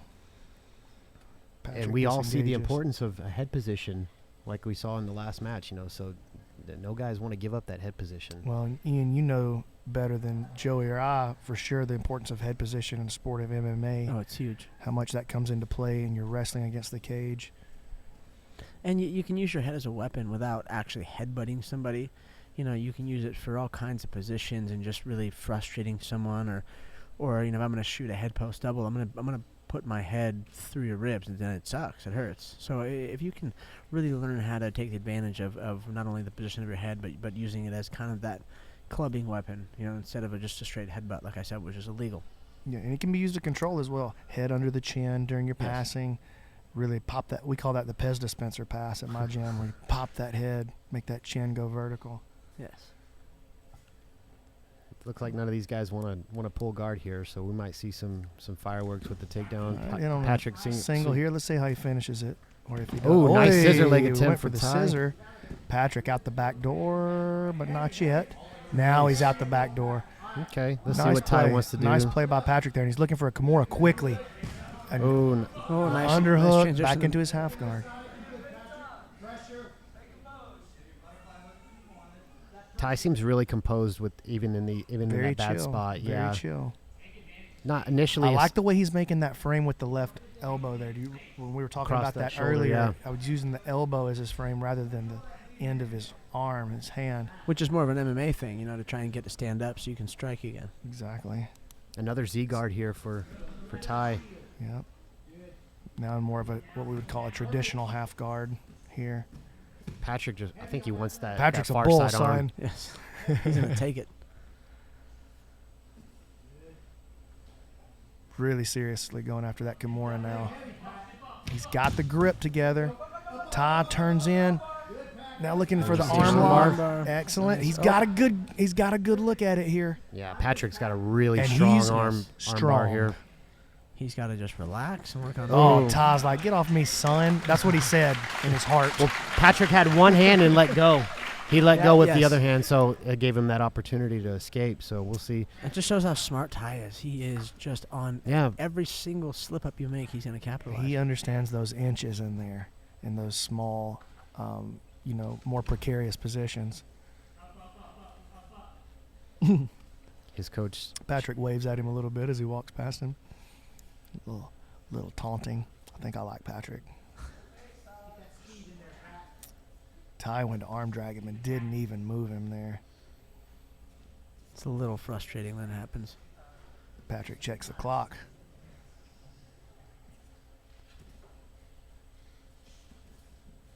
A lot of hand fighting here. Patrick gave him a little smile. Ty reached down like he was going to grab that single, and Patrick kind of smiled at him like, nah, not the way that goes. No. Both clinched up on the outside. Patrick definitely, I would call him the more competent wrestler on the feet, for sure. But Ty's not doing too bad. No, he's definitely keeping keeping too bad. Holding on to position well, and maintaining he definitely knows what he's doing. Yeah. Patrick definitely feels comfortable. He feels like that's his world, though. You can see it on his face when Ty reaches down for that single. All right, Patrick decides to try to work an overhook. It's going to be my. Almost like a deep sprawl for Ty, but now into a deep half guard right off of that. Looking to sweep. All right, let's see which direction he turns this deep half. Patrick playing it very well on the top and gets the pass out of it. Yes. There we go. Back into the half on the other side. Now, that was a really interesting exchange. Patrick looking to grind in. Ty looking to work that left elbow in as a frame again. There. Almost there. Almost there. He's got an uncomfortable spot for Patrick. Pushing that head away, just trying to create a little bit of space. Yeah. All right, he concedes it. And now Patrick comes in with his own frame. So that becomes a little meta battle that happens in these positions. Bit of a sit-up guard. Nice exchange there. Okay. Back into the closed guard. Haven't seen closed guard for Ty here tonight, so we'll see how well his closed guard game is, see what kind of attacks he can set up. Really focusing on the posture here, Patrick. Yeah. Patrick trying to work his chest, get that posture back. Also a chance to kind of regain their condition too. You know, it's been actually a pretty heated matchup. Pretty grueling match, actually. They've been going at it, so because again, this is a longer match. We get 8 minutes here in this second round. And 2 overtimes in this round, correct? Yes. So if there's an opportunity if you can pick your spots to get your breath back, but like you said earlier, Brandon, that's when the soul escapes. You see him take that big breath, right? Mm-hmm. So a guy like Patrick, or anybody who plays that type of style, they're looking for that moment of exhale, and that's when the dog comes out. Yeah, that's when they know that they potentially broke you. If you don't actually feel it happen, or you can hear it, like Dan Gable said, you can feel it when someone breaks. You can feel when a man breaks. It's absolutely true. You can feel when his soul starts leaking out just a little bit. And that's the time to go in for the kill. I like to tell my guys at home that if you can get the soul, the arm comes free. It's no problem to have the arm once you've got the soul. He will give you whatever you want once you take that. Yeah, Patrick really wanting that far side arm. He could easily seems to me from my position, just get that other leg free. So he's on the same attack sequence that he went for the first time. Second time he managed to get into that arm lock position from here. But he's looking to rip this one out and finish the Kimura here. If he could get that leg free, though, he would have a lot easier time. Or if he could. There we go. Okay. He's got to step over the head. Yeah. And Power. He almost hesitated with that leg. I mean, he could have set back and pushed that leg, but he kept that half guard position. So I feel like he might have been baiting Ty into a little bit of comfortability right there. Kind of lulled him to sleep and then ripped on it. Congratulations, Patrick Miller, advancing to the third round. And listen, congratulations to Ty. Yeah, Ty definitely hung in there. He's a gamer, man. We'll probably see him in a future Onnit Invitational. So now we have, Kyle and Tommy? Is that our next match? So we have the yeah, Kyle versus Tommy right here, right? Yep. Yeah. Good job. Up next in the 205 bracket, Tommy McKay. Tommy McKay, Austin native, a fan favorite tonight. This looks like the All-American guy. Blonde hair, blue eyes. Again, that good-looking blue rash guard. Good-looking white boy.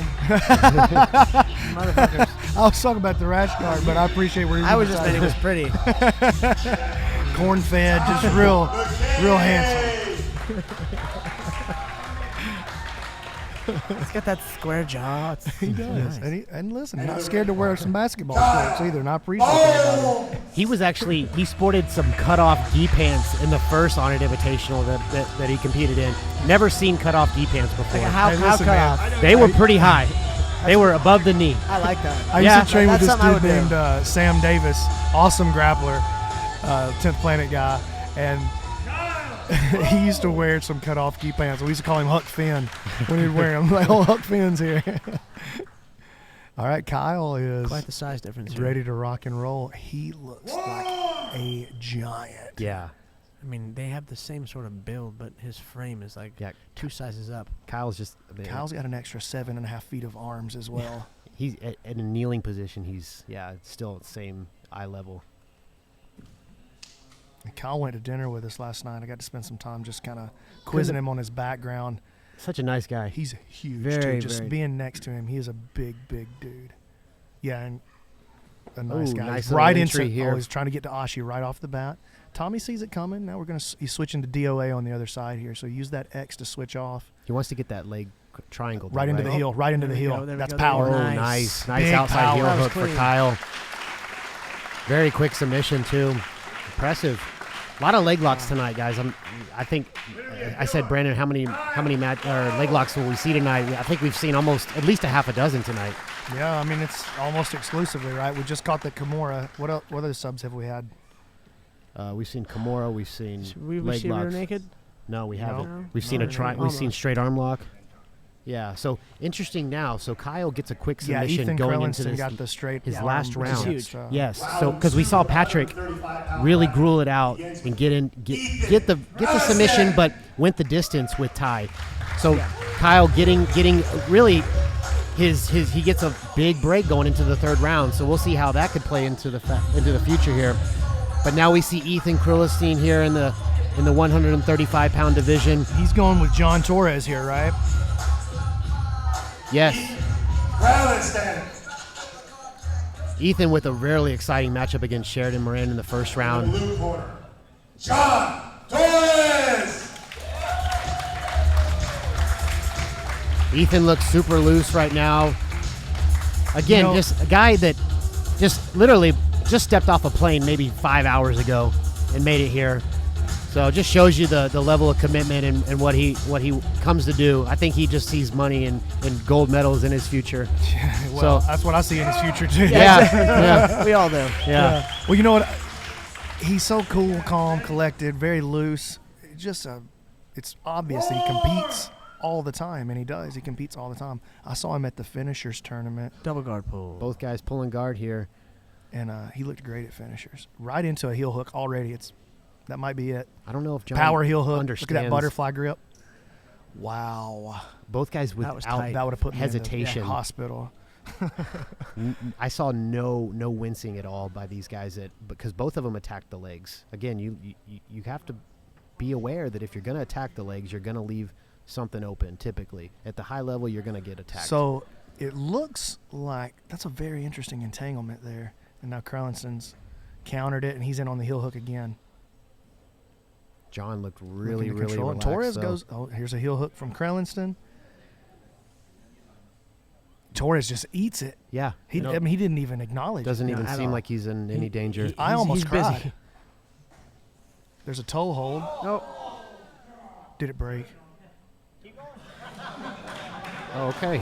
Oh, I thought he screamed. I thought he did, but no, they kept going. So And, you know what I like? That was loud. You know what I like about Krellinson? He's like, I'm going right back to it. see, it's almost the crowd's fault for saying what is because it going on almost here? creates that sort of that toe hold. Yeah. It's pushing all the way. And it gets so That is deep on him. That's got to be as bad as I've ever. See what I'm saying about how a guy will eat a toe hold? Yeah, and that's the thing. I couldn't hear it over the headphone, but the guy, David over here on the clock is telling me that it cracked really loud. And that was the response. I didn't hear it. And Jeez. some guys just have those flexible feet and ankles. Well, and like you said, They're conditioned. some guys are just exactly. they're just not gonna tap. They're just not gonna tap. They'd rather die. Yeah, and plus there's that level of competitiveness. I got a feeling, regardless of how he tapped out, he broke his foot. Yeah, he seems to be favoring that knee there. Oh, yeah. No. So I guess he couldn't go on. Guys, He decided to. I want you to check out the swelling on the left ankle right there. Wow. I have a strong feeling that leg might be Something's busted. broken. So that was a toe with hold another- that he just not tapped at, but then He couldn't. never tapped to the lock itself. Snapped for I don't know. sure. He got I think a couple of weeks on the sideline. I didn't hear it, but It was loud. I heard it.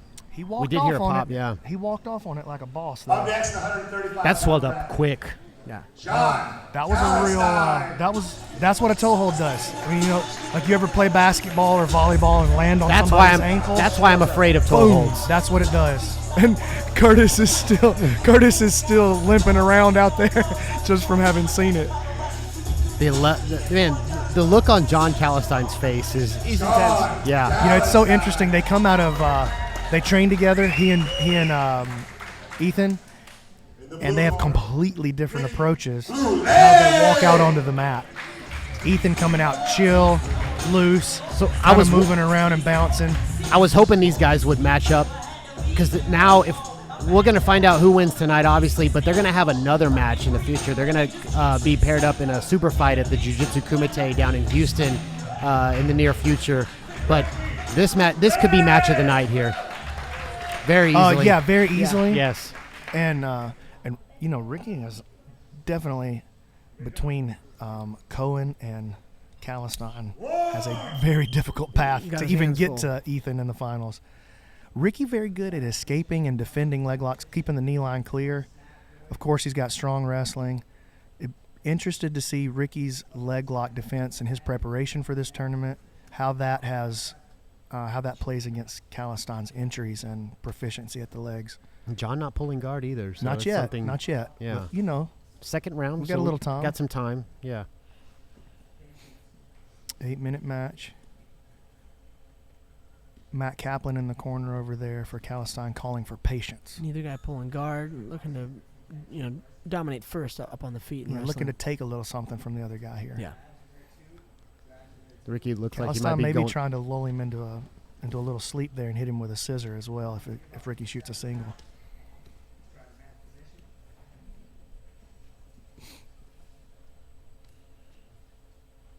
Hand fight. Calistein with a nice club there. Ricky's posture looking good. Strong pedigree, wrestling pedigree for Ricky. Definitely. Yeah. Strong wrestler, high school wrestler, strong collegiate wrestler. And brown belt under Gio Martinez. His wrestling slouch. stance never changes.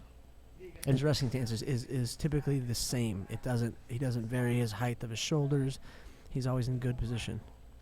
And obviously now he's standing up straight, but And this is actually a fun fact, but these two guys actually the last two guests of the Jiu Jitsu podcast. Oh. So if you want to tune in, you can hear both their stories. Yeah. Ricky with a quick little leg drag there, trying to get into side control position.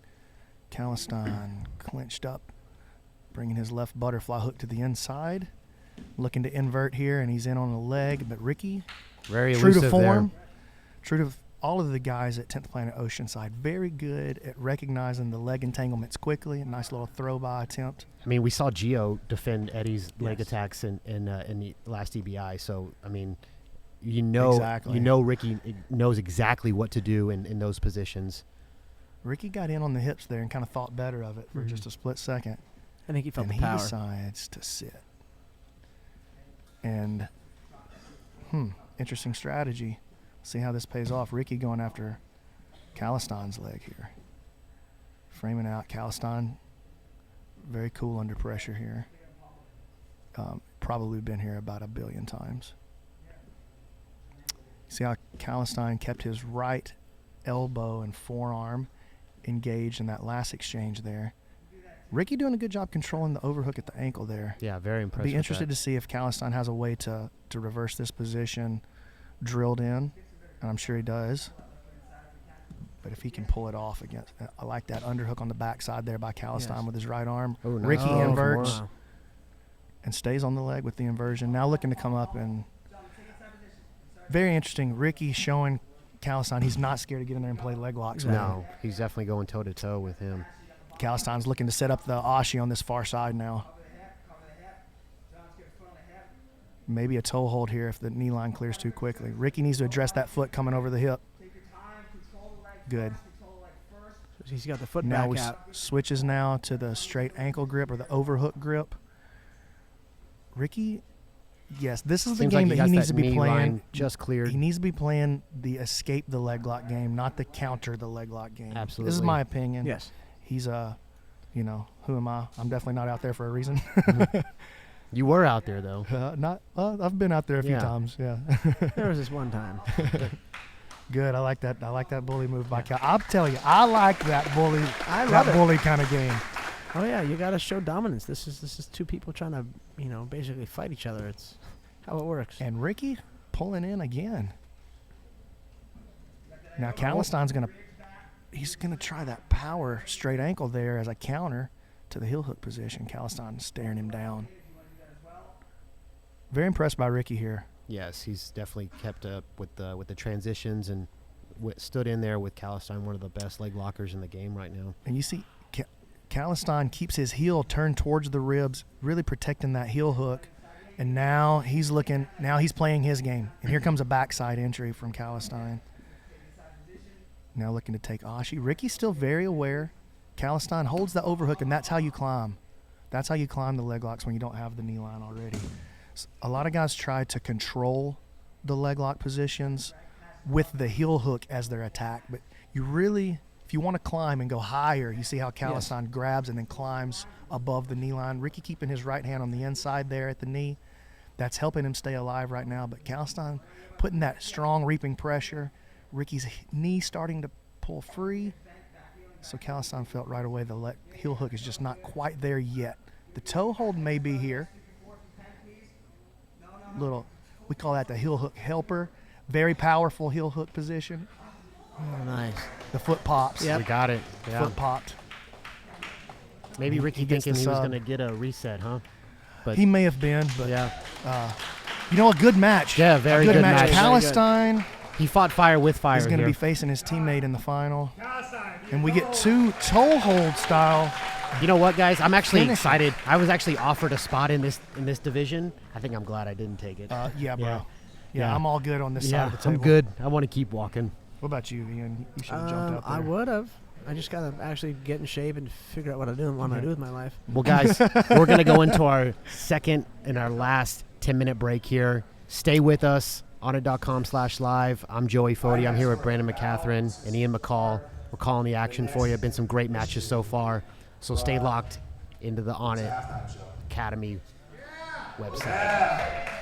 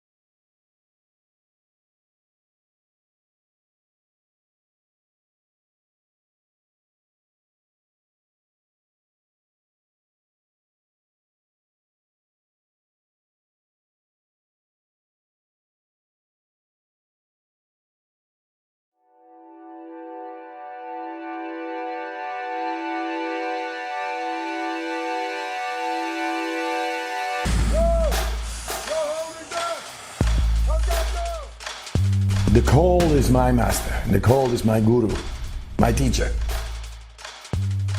It is merciless, yet it is righteous. When we think of the cold, painful, it actually brings you in the deepest of your own physiology.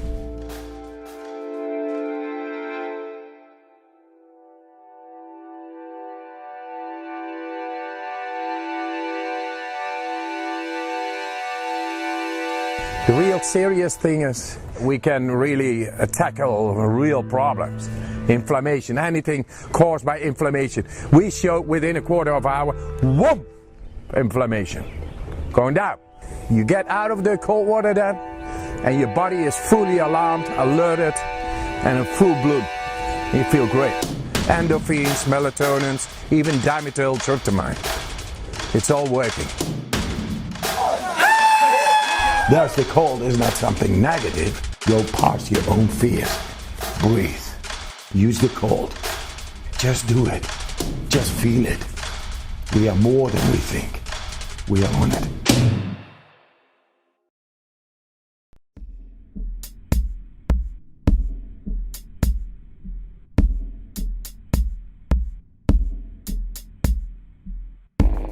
I've taken losses.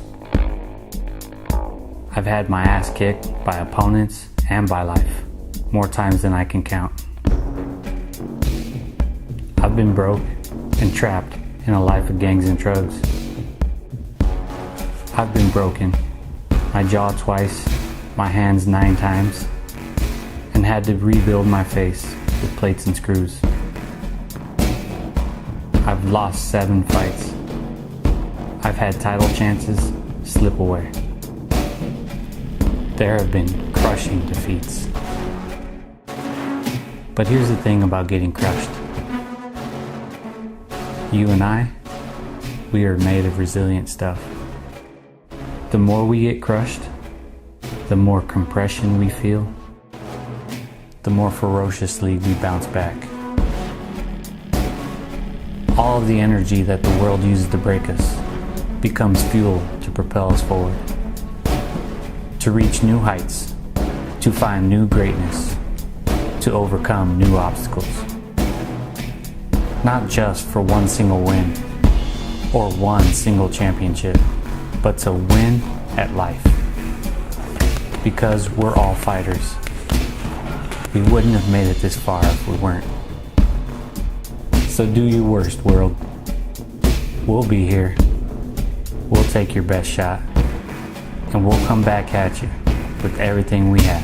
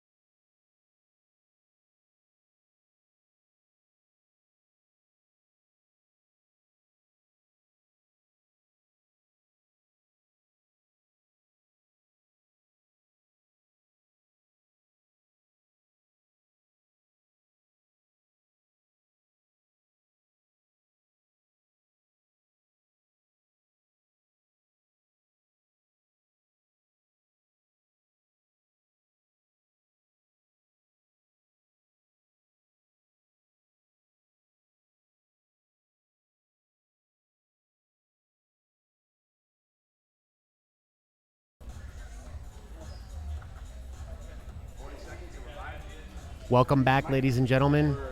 Thank you for tuning in so far. We're coming up to our conclusion. Final matchups tonight. We're here at the Onnit Academy in Austin, Texas, from 10th Planet Austin. I am one of your commentators for tonight, Joey Fody, and I'm here with Brandon McCatherine. What's going on? And Ian McCall. What's going on, guys? How do you like the matches so far? We're back. Yes. You want us to get on that?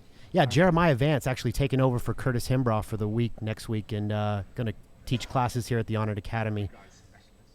Okay, so that's here at the Onnit headquarters. That's here. Okay. Yeah, here to in 10th Planet Austin, going to lead the goons here. Yeah. According to Eddie Bravo, Jeremiah one of, if not the best rubber guard players on the planet. Okay. Straight out of the mouth of Eddie Bravo. And he had me on the mat earlier, twisting my head off, so I think I'm a believer. And guys, if you think you got what it takes to be on the Onnit Invitational, all you got to do is sign up for an advanced division at the Onnit World Open, which just happens to be on June 3rd.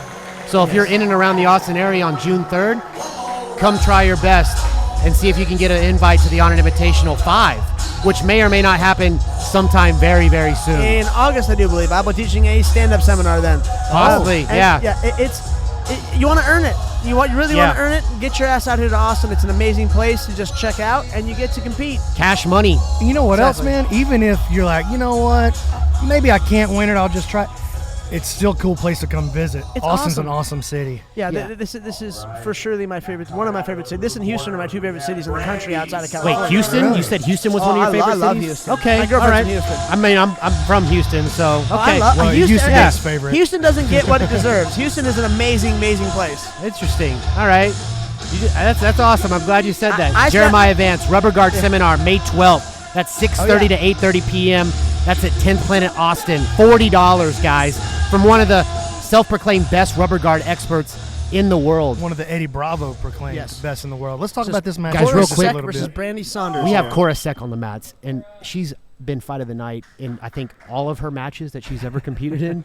I mean, and this is actually a rematch from a Jiu Jitsu Kumite that they had a couple of weeks ago down in Houston, and Cora got the victory. Cora straight in on the leg. Yeah, straight in for the legs. Straight into a straight ankle lock too. Oh my gosh! Oh God, these people are just so mean to each other. Yeah. Ian.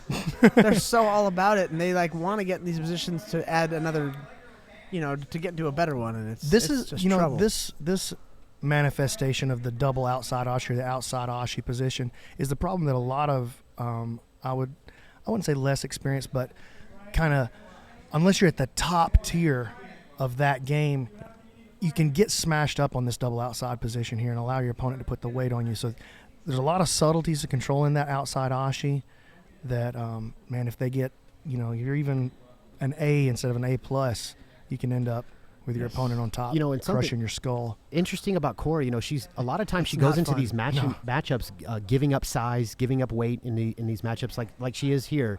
Brandy a little bit taller, a little bit heavier in the weight here, but Cora just really, really just sharp with her skills, knows what she has to do. And she's staying committed to that position there. So we'll see if it can manifest into something a little more, with a little more offensive potential here. Of course, the potential is there. And now she's let it go, and she's into kind of a smashed out position. Strong crossface on the top there. Cora coached by her Ground Dwellers black belt head coach Eddie Avalar down in Houston, and Eddie's a great jiu-jitsu player too. One of the nicest guys in jiu-jitsu, and Brandy. She's got great top control. Yeah, very, very good top very control. Impressive. Cora back into the half guard on the other side now. Cora gets in deep on a leg on the transition. Now she's into what we call the Reaper position, or the kind of a Sambo leg knot, Sambo style. Oh, nice toe hold position here. Trying for the no toe heel hold hooks, off by of the it. way. They can't go for heel hooks. But they can do toe holds. Yes. Can do toe and holds, according to the referees, you can do neck cranks. I don't care how old you are. Wow. Okay. Crank it. Just no heel hooks. I like how there's different adaptations to the basic EBI rule set. Yeah. Everyone can't do it the same, so they just change it up just a tad. And now we're going to get a little reversal here. Now Brandy looking to apply the heel hook from that reaped position. Brandy cornered by Chance Broad, the winner of the 155-pound division in the Onnit Invitational. Chance is a gangster. Very, very impressive brown belt. Another Revolution guy. Coming out of that Tim Crater. So many good guys association out of that down there. school, yeah. All right, I like this matchup, man. This is going pretty well. All right, Cora gonna little technical stand up, going to the top, very aggressive now. Straight to knee on belly, right into the mount. That was beautiful. Brandy seemed to be really, she kind of let her easy guard to down. let her. She let got her a go little to mount like that. lackadaisical there, and that's exactly what happens. Cora smelled it, but not really attacking so much here in mount position. So we'll that's see. all right. Brandy Don't cook her just a little bit and see what exposes. Yes. Cora already with her left hip sliding under the elbow. And look at the flexibility off Brandy right there. Jeez. Already with the heel into the hip, and she's on her leg. Wow. Very little impressive short leg mount lock escape. attempt. Cora's out. She's not going to be tapping to that, but Brandy looking to And then chase. straight to climb. Interesting. Man, and again with an easy pass. Cora now. Cora likes to set up a truck from this position. I've seen her do it before. If Brandy decides to, maybe get into a half guard position, you could see Cora easily set up a truck here. She's really a big fan. I've seen her do it several times in super fights. You can hear Cora's dad, Bruce, in her corner calling for flat mode. Flat mode and twister side control when it's like a north-south hybrid between twister side control and north-south position that Eddie Bravo has really been drilling into the 10th Planet Association lately through his mastering the system and through his seminars. He's trying to bring that into the lexicon. Cora trying to grab that out. It's a way to set up the far truck side of the leg. twister. Yeah. Well, from this position, like I did in the seminar yesterday, you have that paper cutter. You got a lot of small moves that are pressure based. Both these girls have great pressure. Look at this flexibility on the Brandy's far showing side. a lot She's of dexterity pulling her here. foot down in front of the face, and now she's going to ends up invert. on the back. Wow. She gets the back out of that position. That was amazing. Wow, let's see what Cora can do here. Jeez. They're rolling out of bounds. Let's see what kind of control. She's good. Mat presence is amazing as well. Yeah, that was beautiful. Cora, strong defensively here. She's kind of shelled up, but she's not allowing Brandy under the chin at all. Let's see how aggressive Brandy is willing to get with that face to open up the neck.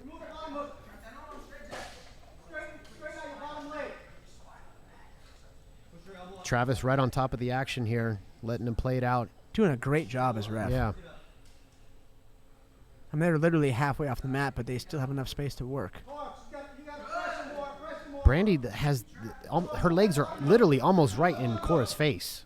The foot is. Yeah, and so they're pushing a lot into of dexterity. they're pushing into the chairs over there.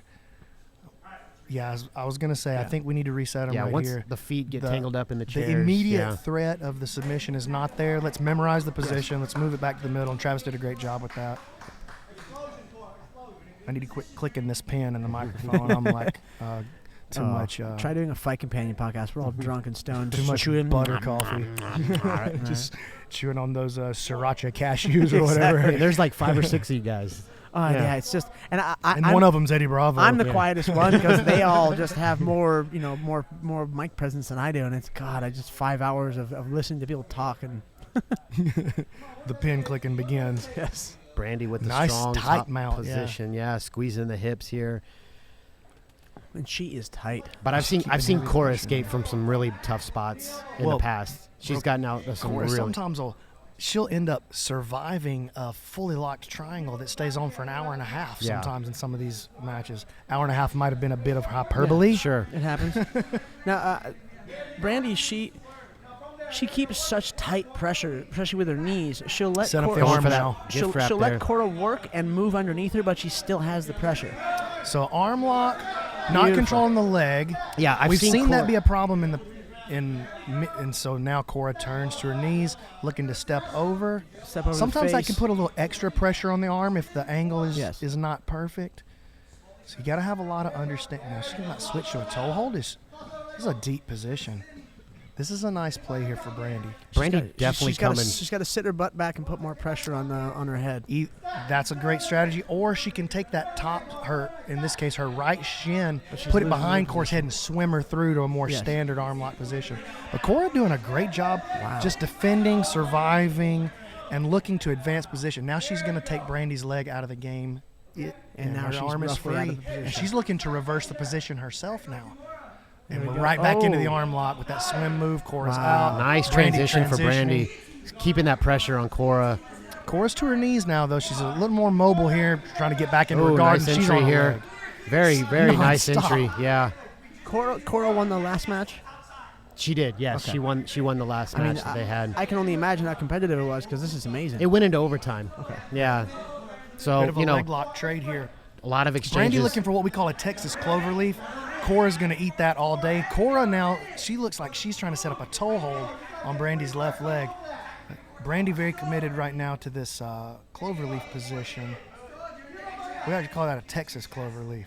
Some people just call it a leg lace. You can call it whatever you want. It hurts pretty bad. Either way, it sucks. And now Cora using her feet there to control the arm. Brandy seems to do a really good job at taking away Cora's big strengths. We haven't seen a lot of her side control presence, a lot of her half guard stuff, a lot of her Right. choke entries. We haven't seen any of that here. Brandy's really capitalizing on or doing a working her game corkscrew really footlock well. attempt here from Cora as Brandy's left leg comes around to the front. Cora looking to make a toe hold style pressure using her left forearm, and she's abandoned it. But anytime the toes lead the way across the hip, that style corkscrew footlock, estima lock, that's going to be at least a possibility. Cora disengages, Granby's through, and Yes. attacks the leg again. Somebody called for a dirty dog. From Yes, the corner. you want to explain to us what a dirty dog is? I'm at a loss on that. Yeah. That sounds more like Ian's territory. I would usually know what that means. I have no idea. I'm confused at this point. I'm the worst with names when it comes to jiu-jitsu, especially being a 10th Planet practitioner now. I don't know what anything's called. Well, a lot of guys have their own unique terminology, do they? I go, just do what I just did. Well, we were talking. Seminar. We were talking about that earlier, Brandon, and some guys just have different names, but it doesn't obviously mean that it's wrong, but Exactly. it's just the different language Yeah. in these schools that you have. So Because you have different body types, different strengths of people, flexibility, so it's everything can be different. Yeah. Cora now into the top position. Oh, wow, now we get an attacking attack, an arm. topside attack. A little too aggressive Too with open. the attack. And looking for the catch, and now Does she's he have into a triangle? what we call There a we dead go. orchard. This is Wow, both she's arms on got the it. inside. This got is a classic rubber guard position. Pass here. isolated arm. Oh, we go into overtime now. What a matchup. Wow. So that's the position that we saw Ben Saunders use in the UFC Yes. to set up that omoplata, the only Exactly. omoplata finish. The in only UFC omoplata. That was such a good one, The too. only omoplata finish in Cora UFC history. electing to We take have the seen it back as of a Brandy sweep a here lot. Chris in the Brennan first hit it on overtime. somebody. As a Or finish? no. Sorry, Chris Brennan got finished with a omoplata. In the UFC? Was it me? I think it was King of the Cage.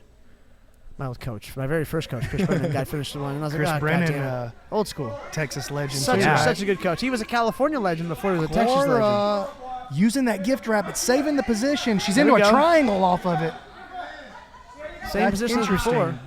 That position really should have been stopped already. Yeah. So I actually didn't keep the time there. It's so crazy because That was a mistake we're by so me. used to a certain rule set, but with these overtime rules, I love them, but they just confuse the hell out of me. They do. So There's check out sometimes Brandy there's so starting many with her different feet crossed there. minutiae that you have to be aware of. It's one overtime. Brandy's looking to ride. Yes. She's not looking to finish. Cora went for the kill. Brandy looking to ride. Yes, and she's done And it. I believe that's going to get Brandy the win here, guys.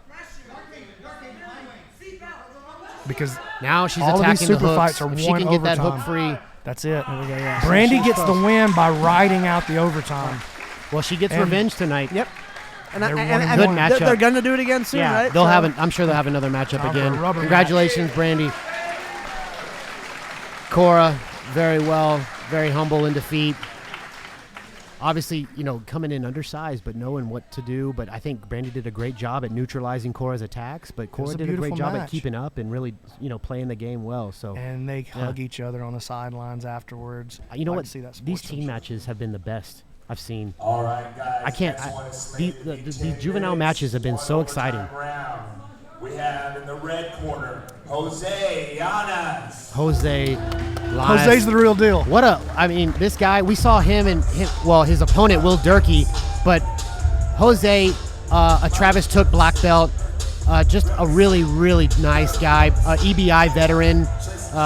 He's on an Invitational, one winner. He submitted Boogeyman, actually. Yeah. And that was Jose that did that? The submitted boogie? I believe so. That's a big deal. Yeah. Yeah, that's a real big deal. Real big deal. I mean, Jose, very comfortable in this rule set, active in Fight to Win, does a lot of local promotions, but just a really, really Looks tough good competitor. too. Looking Yeah, strong. very lean, coming very in fit. shape here. Very comfortable, very relaxed. Sporting the blue rash guard. That's my personal favorite. Now, if there's a guy that has a wrestling pedigree in this tournament, it's Will Durkee. Yes. Will Durkee, a very strong wrestler. He was a finalist in EBI 2 against Nathan Orchard. Really? And Excellent. lost I to don't remember Nathan. that. Yeah, lost to Nathan Orchard in the finals, but man, very, very strong wrestler. Excellent. So we'll see how Jose can neutralize this, and maybe Jose very good leg lock entries himself, but we'll see because I haven't seen Durkee in quite a while. Travis Took in the corner over there. And you see the size difference too. I mean, Yeah. that's how I love jiu-jitsu. Yeah, Jose walking around 185, 180 for this match. Nice. And the Who's with bigger man Took? pulling Is guard. it Durkee or Giannis? I want to say Giannis Durkee's already in attempting a triangle here. Durkee strong. See that wrestling posture? Yeah. Now he's coming in, double underhook style pass, looking to elevate those hips and turn the corner with his posture. Pressure. Yep. And Giannis doing a great job right there. See how he uses his left hand there to control the tricep. Inverting, very comfortable. He doesn't look to be under Excellent that control much of the pressure hips. at all. Yeah, you see the way Durkee now uses his hand to keep those hips elevated. And he's going to try to put himself behind the hips him, here. yeah. So that's maybe right. Giannis bails out to the nice turtle. sprawl for Tries to Durkee. sit, and you can see Durkee's wrestling pedigree coming into play right off the bat. Little butterfly hook action here for Giannis, looking to elevate. Durkee working a front headlock as he tries to pass. That's a great way in no-gi to control the body as you try to free those legs. If you can get your weight distributed up towards the top of the head or towards the head and arm control, and you can feel that butterfly hook there relax, it gives you an opportunity for a back step, which he tried just like that, and it puts him into the front headlock position. But Jose just capitalized and got back up at least. Got out of getting into a worse position. That Durkee must feel like a ton of bricks right now for Jose. I mean, Heavy he's almost pressure. literally you see how flat. he takes his knees off the ground. A lot of times now he may be looking to set up some kind of Peruvian necktie here. He keeps putting his feet on the ground. Or a 10-finger maybe? It's a Peruvian. Possibly, Boom, it's a Peruvian, and he's out. Nice escape. Nice. There we go. Nice. Giannis ends up on the top, gets the wrestler on his back. Man, wrestlers. And he's going to the leg, and Durkee's already out. Wrestlers love that Peruvian necktie. Yeah, they do. It's a strong position there, and you got total control if you can step over and Well, get. when you get a guy that really knows those head and arm chokes and understands the inches in there, it's a very, very powerful. Even if you don't submit, it's a great control position or a great way to ride the guy. Little shin on face there from Durkee. You carry so much momentum from that step over and then coming back. So it's a really, really strong. I don't know. Yeah, Durkee seems like he wants to get that. Yeah, he's using knee that through. leg and the knee, the shin and the knee there to give a little encouragement. A little nudge. Hey man, I come from mean wrestlers. My coach was a world champion at 17 from Iran. He was an asshole. He used to beat me up, and that's just how you learn. You got to be mean. It's wrestling. Well, it's not a full fight, but it's a version of a fight. Yes. Anytime a man's trying to break your leg, I consider that a fight. Let's see how Jose can play this bottom position here. A lot of knee Z guard here. Yeah, leading with that butterfly hook, looking to get it on the inside. Durkee, strong pressure, looking to control the inside space. In a position like this, as a general rule, the man who controls the inside space is the offensive player, whether he's on the top or on the bottom.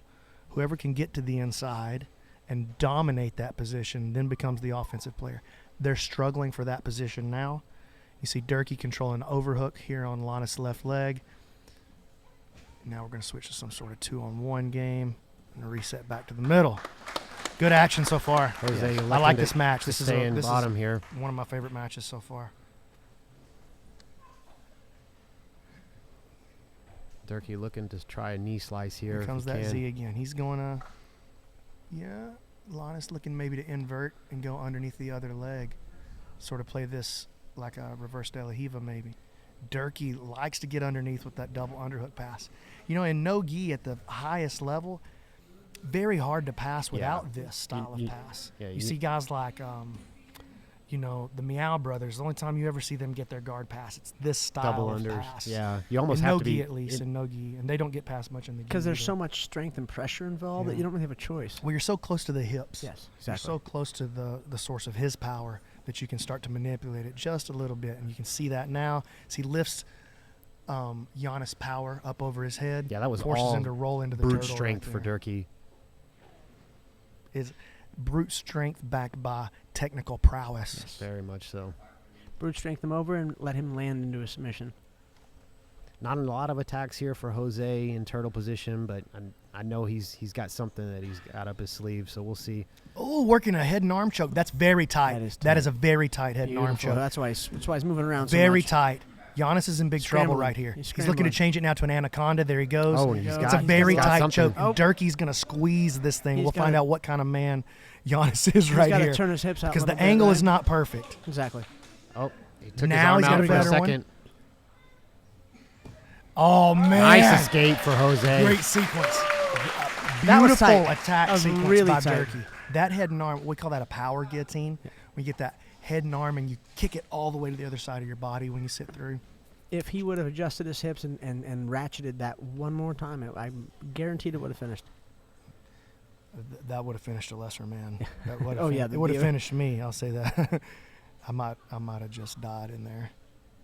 I'd have been snoring. Y'all would come out picking my legs up. Yeah, pushing them into your chest. Wake up, stupid.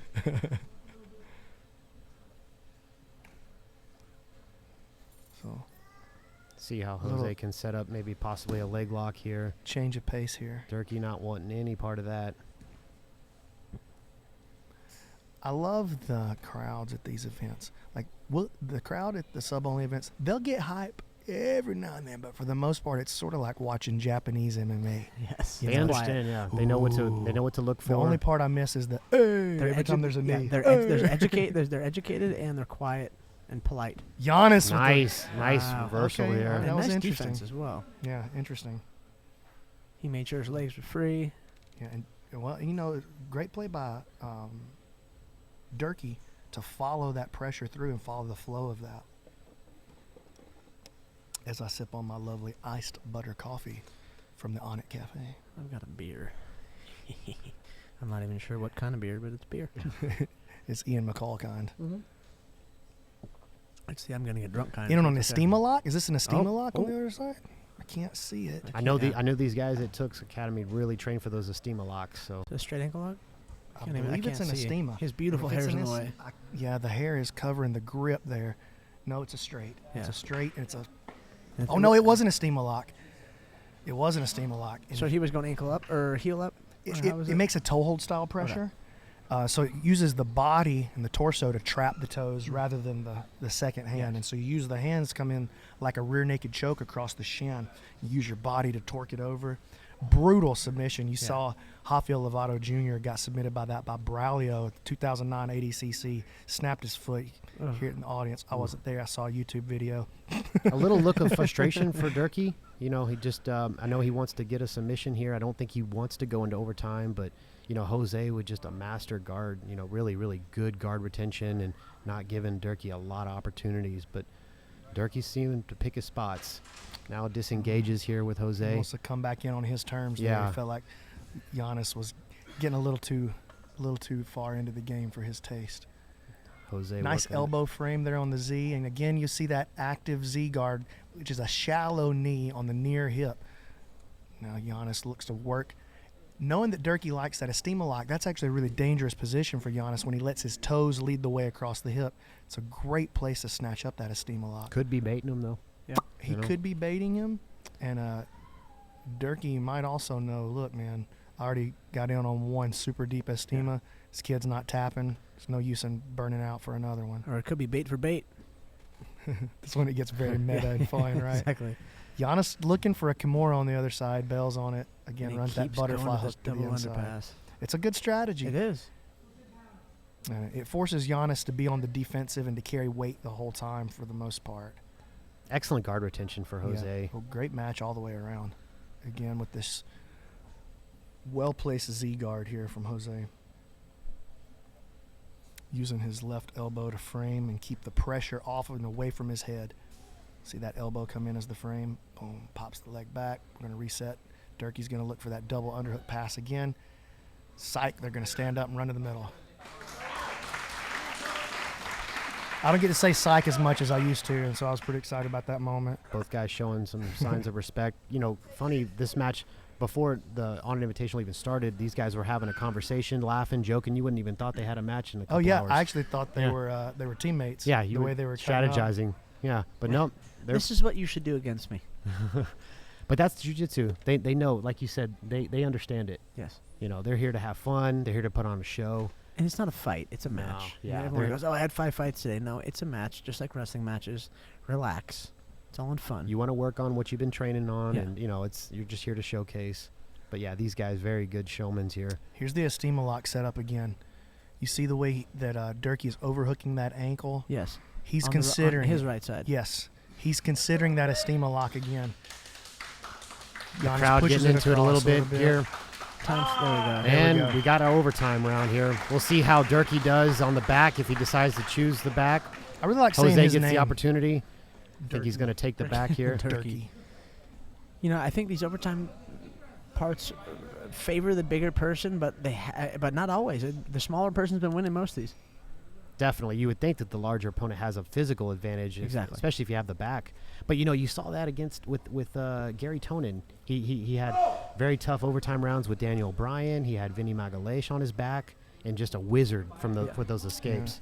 Yeah. And I can tell you from personal experience training with Daniel O'Brien, having him on your back is not a good way to. It's not a good thing to have happen any part of your day, much less a competition part. So. Jose really going aggressive for that neck. Good control here. See how he keeps his chin underneath Will's chin. Yeah. So whoever controls that bottom, and now here could be the mistake here. We saw that before. He let his head up just for a second. Will did not take advantage of it. Yes. So now we're going to rotate through, and let's see how if whoever controls. Excellent here. He might shake him off here. Excellent. Oh, nice. So we got an unofficial 46 time. 46 seconds. 46 the unofficial seconds. time. So Durkee escapes in 46. And remember, for these super fights, we only have one overtime round. So, and the second person's usually ride time. You got to worry about ride time. Exactly. Knowing that you only have to see, Durkee can ride for 46 seconds. He knows that coming in. And so he's definitely at the advantage in the single overtime setup like this.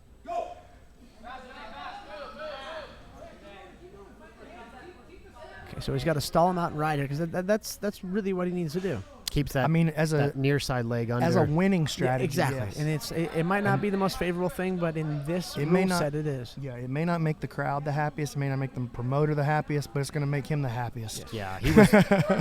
He's looking for a twister here. Wow. Durkee looking for a twister. Durkee is really, really familiar with this position. He knows how to hold 20 on to seconds these. left, so. Nice adjustment. Oh, and almost narrowly. Not yet. Oh, not yet. Wow. Very strong What position a for fight. Durkee. Durkee doing great Not job yet, of controlling not yet. Jose. He's not out yet. Oh, we got a little confusion here. Okay.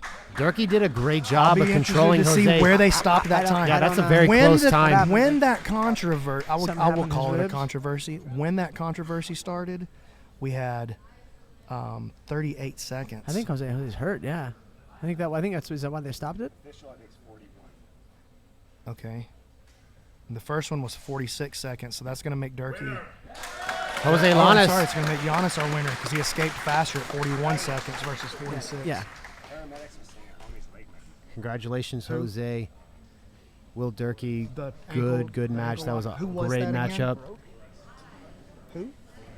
Torres. Yeah. Mike Torres? Mike Torres. No, John Torres? No, John Torres is the Because he was first third guy. John that one. went Torres, yeah. So, yeah, our paramedics are saying that we got a broken leg out of that toe hold. Yeah, that swelled up really fast. There was two like pops. a golf ball. That first pop he played off. The second one you could see it like, oh, that sucked. And then 30 seconds later he goes, okay, I'm done. I'm out of here. All right, listen, guys. Our last match of the super fights. This is it. Fabio Prado. And if you don't know who his opponent is, get ready for the walkout of the night. Yes, That's for sure. The show. Tom Lawler is going to be coming out next. So if you like the spectacle of combat sport, he's going to give you what you came for. And it's always entertaining. God, it's so funny. It's in such a funny way. Fabio Prado, a third-degree black belt, training at a Team Alpha Male, Carlson Gracie. The jiu-jitsu coach at Alpha Male. Yes. And a genuinely nice man. Oh, yeah, great guy. And just a little And time I don't get along with Alpha Male at all, but he's always amazing to me. I mean, it's more BS. Yeah, just competitive. But yeah, he's a great guy. Yeah, he walked into the room for weigh-ins and just shook everybody's hand, just a beautiful, bright smile, super so nice. It's sorry to interrupt, but old school That's UFC the old music. UFC music. Tom Lawler. Yes. What's he dressed like? Is it Tank Abbott? Is he coming out as Tank? Oh, he's coming out in a And Gracie he's in train. a gi. He's He's coming in out a- in a Gracie train, kids. And Tom Lawler's in a gi right now. Yeah, Tom And a Lawler's backwards in a hat. gi, walking out, UFC entrance This is unprecedented for the Onnit Invitational. against Fabio Prado. Oh, wait a There minute. we go. Wait a minute. Tom Lawler, Some legend. front kicks. The legend. Look at that. Always an amazing entrance for that man.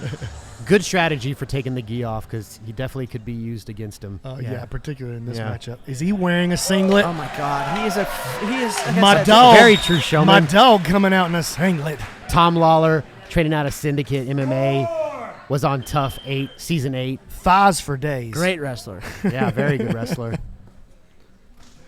Man, they go straight to the club. Prado pulls a strong, aggressive half right here.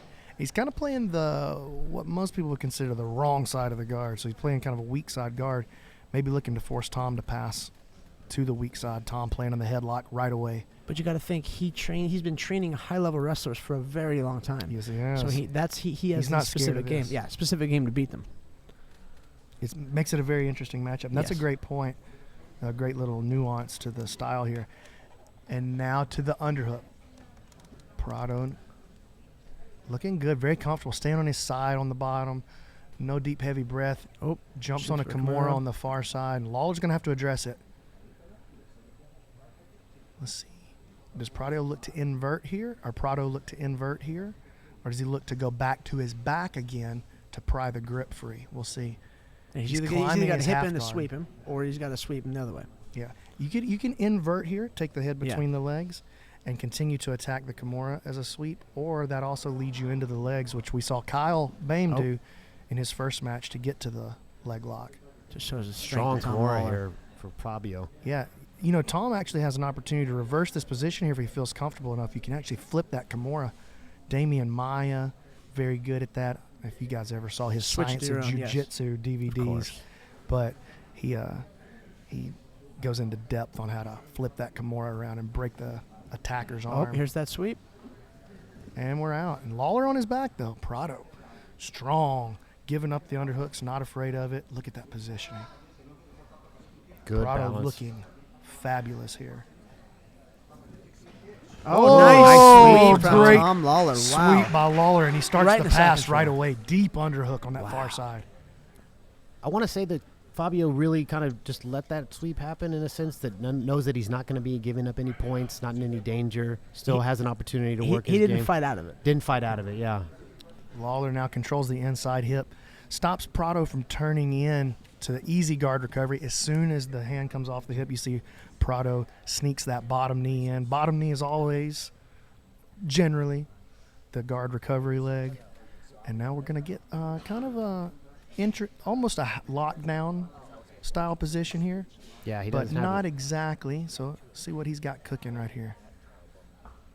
Strong underhook here from Lawler. Yeah, modified half guard or modified lockdown Yeah, here he for Fabio. kind of keeps it butterflied there at the end, the way he's holding his legs. Prado taking a couple of deep breaths.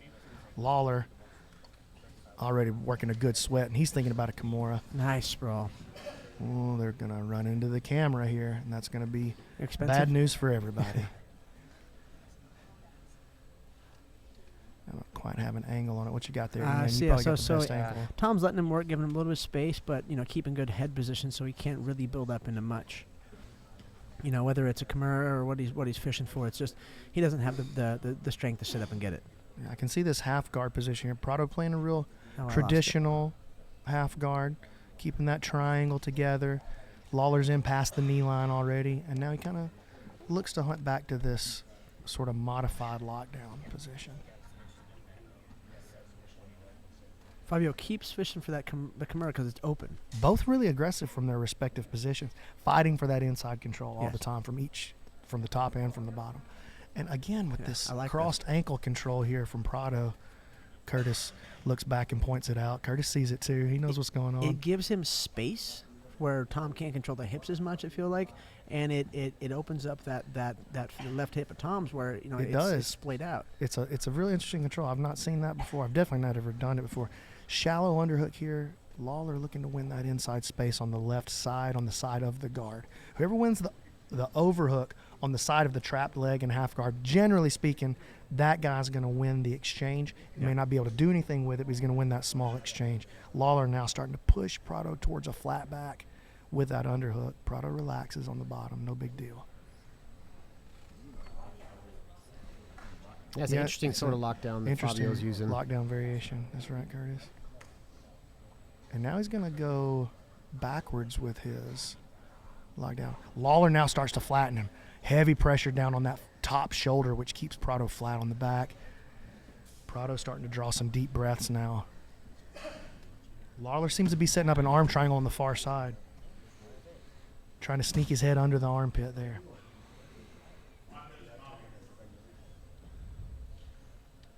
Five minutes being echoed in Tom's corner here, so a lot of action so far the first half of the match. These are 10-minute rounds? 10 minutes. These are 10 minutes, yeah. 10 minutes, one single overtime. Hey, Curtis, can you give me like 6 inches this direction? Get those beautiful brunette locks out of the way. It was just too much hair for me, yeah.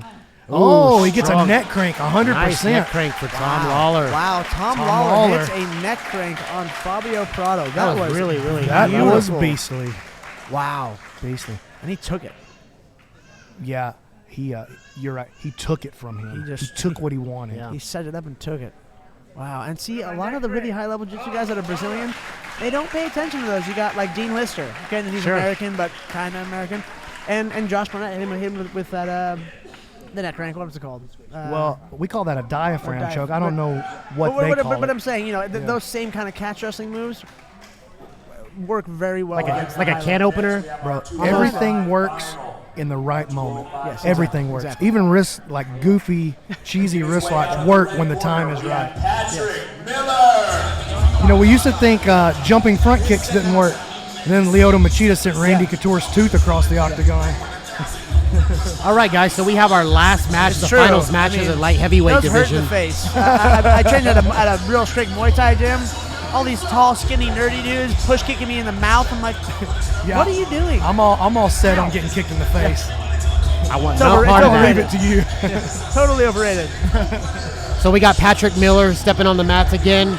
Patrick's gone the distance in his first two matches, so we'll see if that No, he got the Kimura finish in the second round. Right. The late one, though. He did get it was a late finish. It so was late, but he did finish in regulation. I got a good feeling he's in shape, though. I think he's going to be just fine. Kyle, what I wanted to say, Kyle gave up, got a submission very, very early.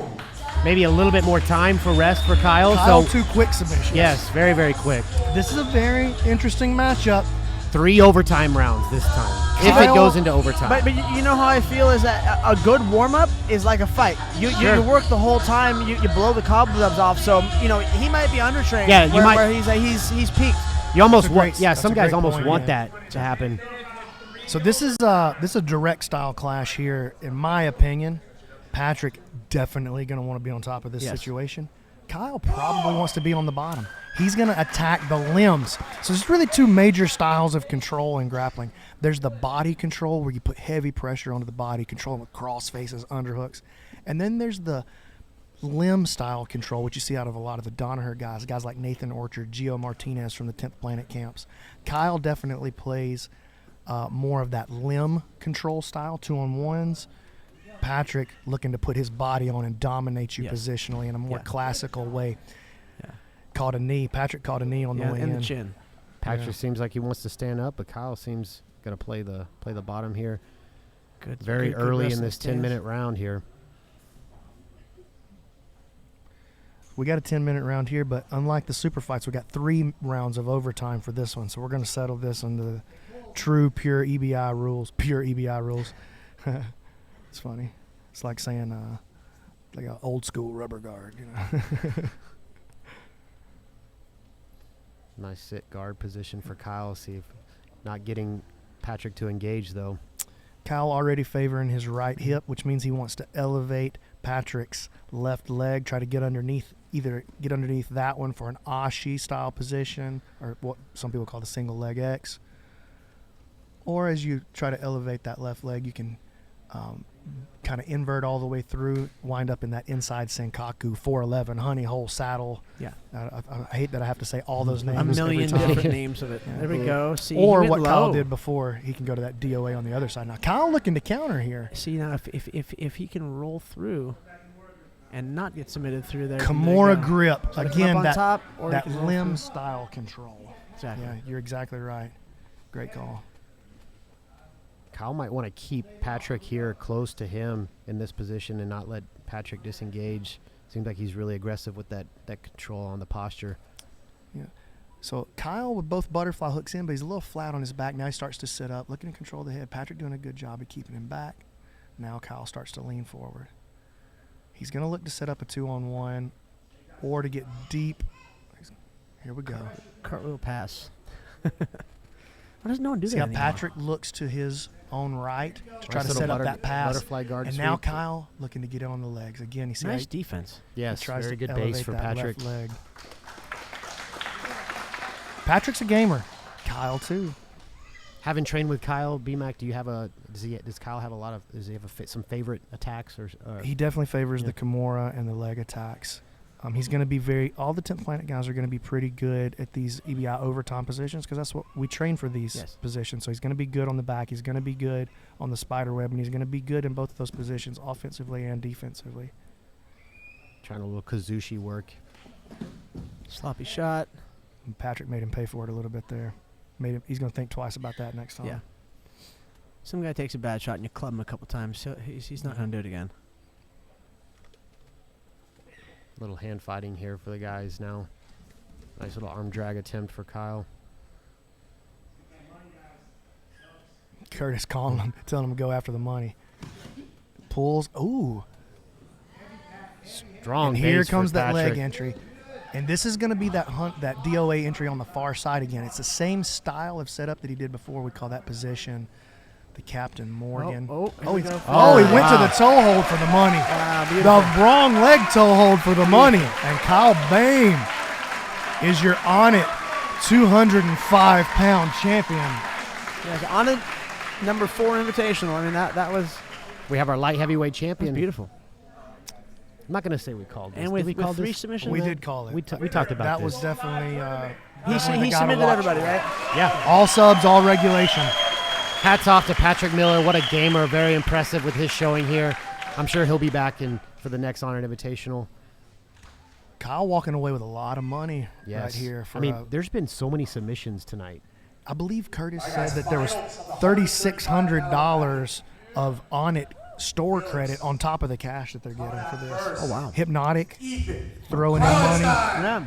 Onnit throwing in money. All right, Fastest guys. subs. We're in our throwing in money. 135-pound finals match. This is the last match of the night. Yep. Ethan Krillestein.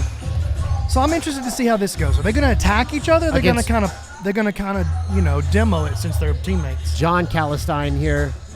Both Henzo Gracie lineage guys.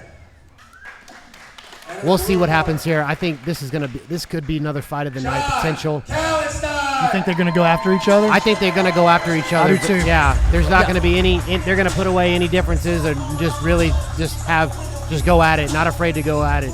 So these guys are so exciting. Yeah. I mean, they get after it. You got and very different styles too. You got a bully, you got a more technical, slick guy.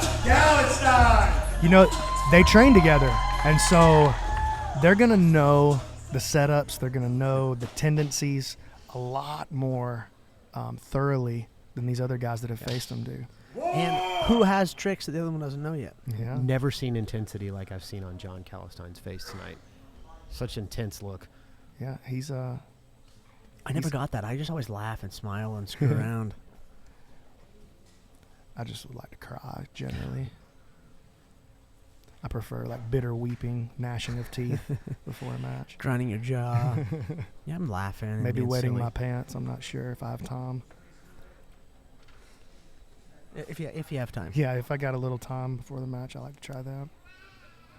So, just a little kind of... Little hand fighting, little head fighting here. Yeah, not too aggressive from either guy. Feel him out. I say that, and here goes Kallenstein looking for a snap down. Like you said, they train together, so they know each other so they're, well. They're so versed with each other. Sometimes that can make you extra cautious. Yes. Sometimes that can make you extra aggressive. When you know the guy, when you know your guy's got a hole that you want to try to expose right away. Yeah, we saw that with Eddie and Gary. Yeah, they went after each other. They had a matchup one time a few years ago, if I remember. Yeah. Some people thought that was a work. I didn't think it was a work. I thought it was just a beautiful display of jiu-jitsu. Why would it be a work? I don't know. It makes no sense to me. Eddie Bravo's fault for all them damn conspiracies. He likes his conspiracies, doesn't he? Yeah. Just wait till he starts telling you about them. Oh, bro. Trust me. God.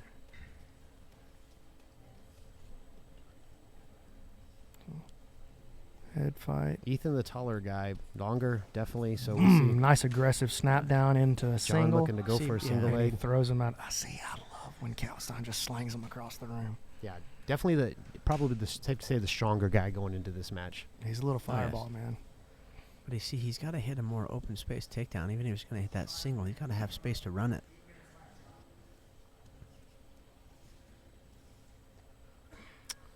I got a feeling we're going to see one of these gentlemen get a little bit tired of this type of exchange. One of them's going to sit to butterfly. Could see it here in the next maybe a 45 late seconds. guard pull.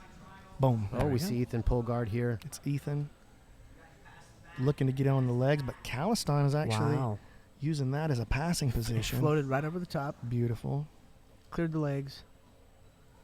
Krellinsson hiding his feet very well.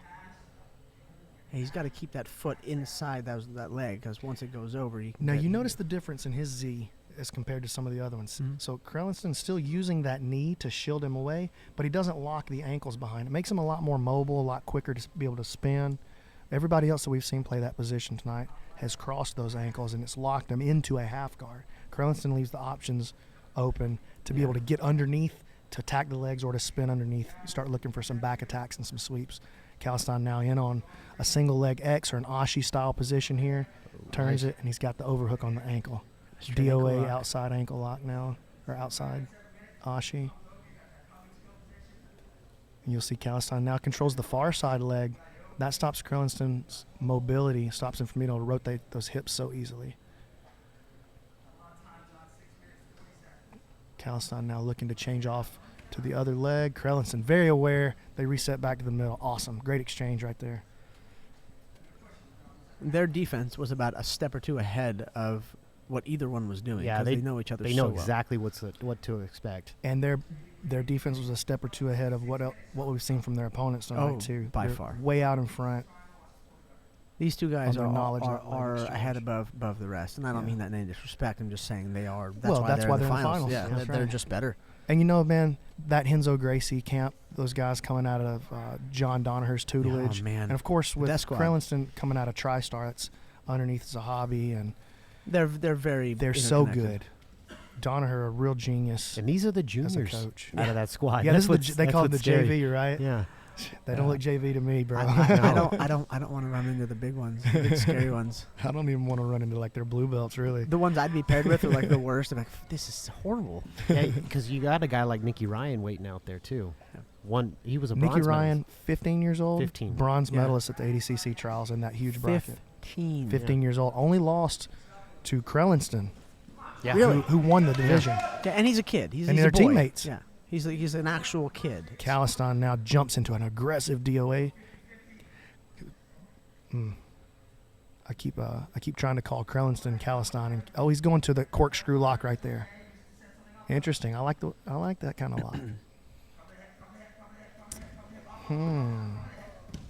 Wow, beautiful defense by Krellinsson. Very good exchanges for these two guys. No deep breaths from either guy. Krellinsson pumped his breath, but he didn't sigh and let out that. You got to get a little oxygen in. I say every time you separate, give me 3 big breaths, because it just kind of puts more oxygen in your body. Not kind of, it's exactly what it does. And it's even if you're not tired, that's what you need to do. Another thing about these guys, under the tutelage of John Donaher, you see definitely the preparedness that they bring, the actual awareness of the rule set, knowing what they have to do. If they're, obviously they're not doing points, but we'll see if it does go into overtime, how well that can play into either advantage. We got about 5 minutes left. Again, you see how Calistine there, while he attacks, he's got an interesting heel hook right there. Nice heel hook escape. attempt, I should say. Krellinsson Ethan very trying to- aware. Yeah, pushing up against John here. But you'll see how when Calistine goes in to control a leg, to attack a leg, he's looking to control the opposite leg all the time. That gives him an extra measure of control, stops a lot of Ethan's mobility, but it also gives him an option to switch off to the other leg if the escape comes. So he can stay 2-3 steps ahead of you at all times that way. But again, Krellinsson very aware. Balled up on the bottom, staying on his side, again playing that loose Z. He's wrapped up around the knees. He might get a sweep out of that. And he's going to now come out with his head stuck in a vice. End up in a vice. Yeah. Krellston in on the leg. Look at that. Beautiful work off his back. Beautiful jiu-jitsu for these two. Beautiful. Well, you called it, Joey. They're not playing no games. They're going after it. Yeah. I enjoy it.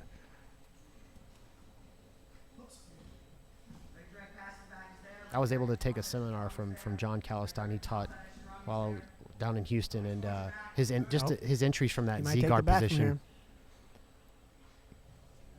So Caliston actually has that ankle overhooked on the other side. That's a position where in that DOA style position or outside Ashi position, a lot of times you feel like you can turn the corner and take the back. Switches off to DOA on the other side. But a lot of times you feel like you can take the back against the guy. You saw that But he had the foot on the other side. But he had the foot on the inside.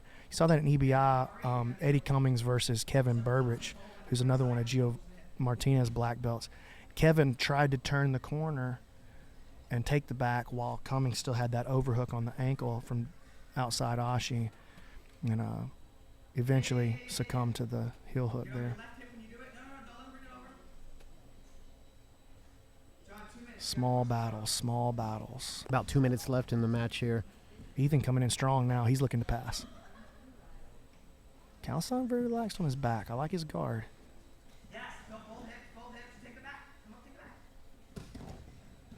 Matt Kaplan Shoved him in his over. corner here.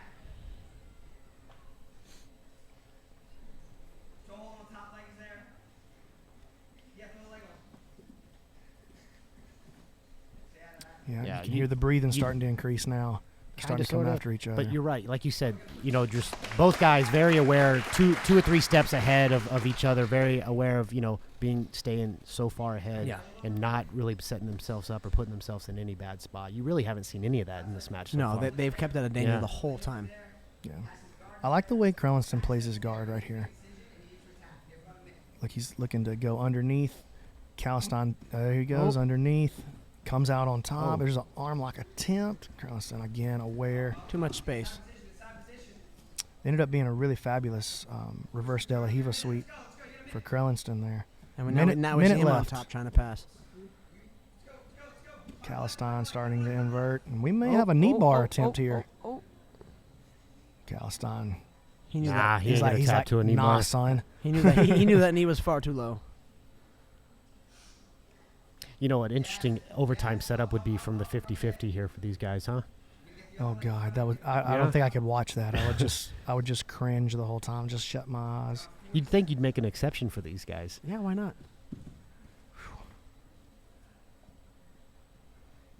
Caliston falling off the mat. I might want to get a reset here, Coach. Both guys acknowledging, they need a reset. Yeah, they knew the way they were.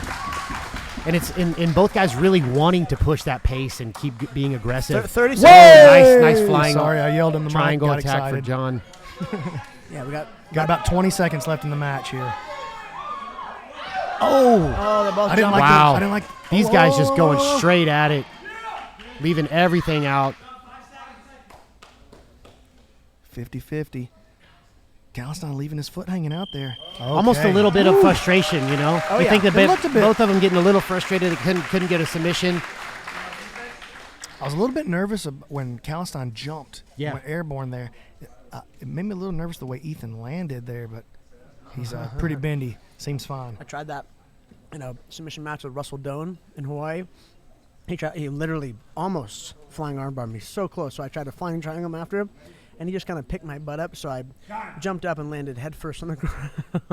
John Never fun. electing to go for the spider web here. Let's see how Ethan can defend. See, this is the position I would always choose because there's just so much control. I think it's the right choice. It's a lot of control, but it also leaves you very vulnerable for an escape. Yeah. You know, and we talked about letting go of the leg in this arm lock position. That gives you or what we more call security. spider web. Yeah. You see, the Danaher guys are very systematized. It's all well thought out. Yeah. And you see Caliston has zero interest in losing control of that leg. Because as soon as the control is gone on the leg, there's an opportunity for the other man to turn to his knees. You see he loses the bottom leg, and now Krellinston trying to turn to the knees, and here he goes to the knees now. Nice Gotta go back under transition the leg, to the stick leg, with the the leg. arm. Caliston looking to swim move. Krellinston now starting to build some posture. Building his base underneath him. Gets his knees onto Caliston's ankles. Oh, Pulls got his an arm free, and escape. he's out. So I got 49, but I counted I started 6 seconds late, Yeah. so I'm going to call that 55. unofficial time, 55-second escape in the first round. Remember, we're going to do this 3 times if there's no submission. So Ethan escapes in 55. All right. Ethan with the crick body lock here. Very good from this position. Very good from this position. And that can wear you out really quick with that body lock. Nice, Great nice ride there. adjustment. Calistan on the move. Calistan on the move. He's nice out. escape. Oh, Very yeah. nice We escape. have a winner. Well, we have a winner of the first round. They're going 3 times. First round, sorry. So we're going into 3. We got 3 rounds, unless we get a submission. Big discrepancy. Big discrepancy in the ride time in this first round. Yes. So John gets 55 seconds of ride time. Ethan only gets 16 seconds of ride time. Let's see how this plays out. Back into the spider web position. Again, Calistan doggedly hanging onto that leg. Almost I think that's the right choice. So much space on the head there, though.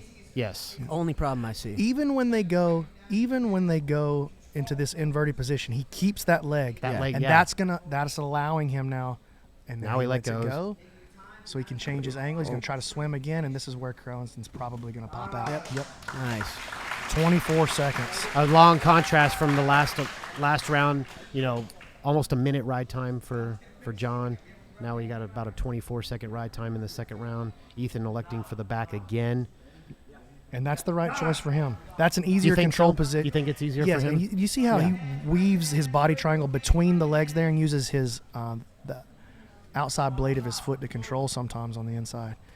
But he's turning. If John can just create some momentum, that's how he got out the first time. Well, yeah, he's definitely counting on exploding. He's got his head to the mat on that side, and now see how Ethan now digs underneath. Calistan is now out. Nice escape for John. Both guys, 24 seconds. Yes. Could we see round. a change in strategy here? This is going to come down to seconds. Yes.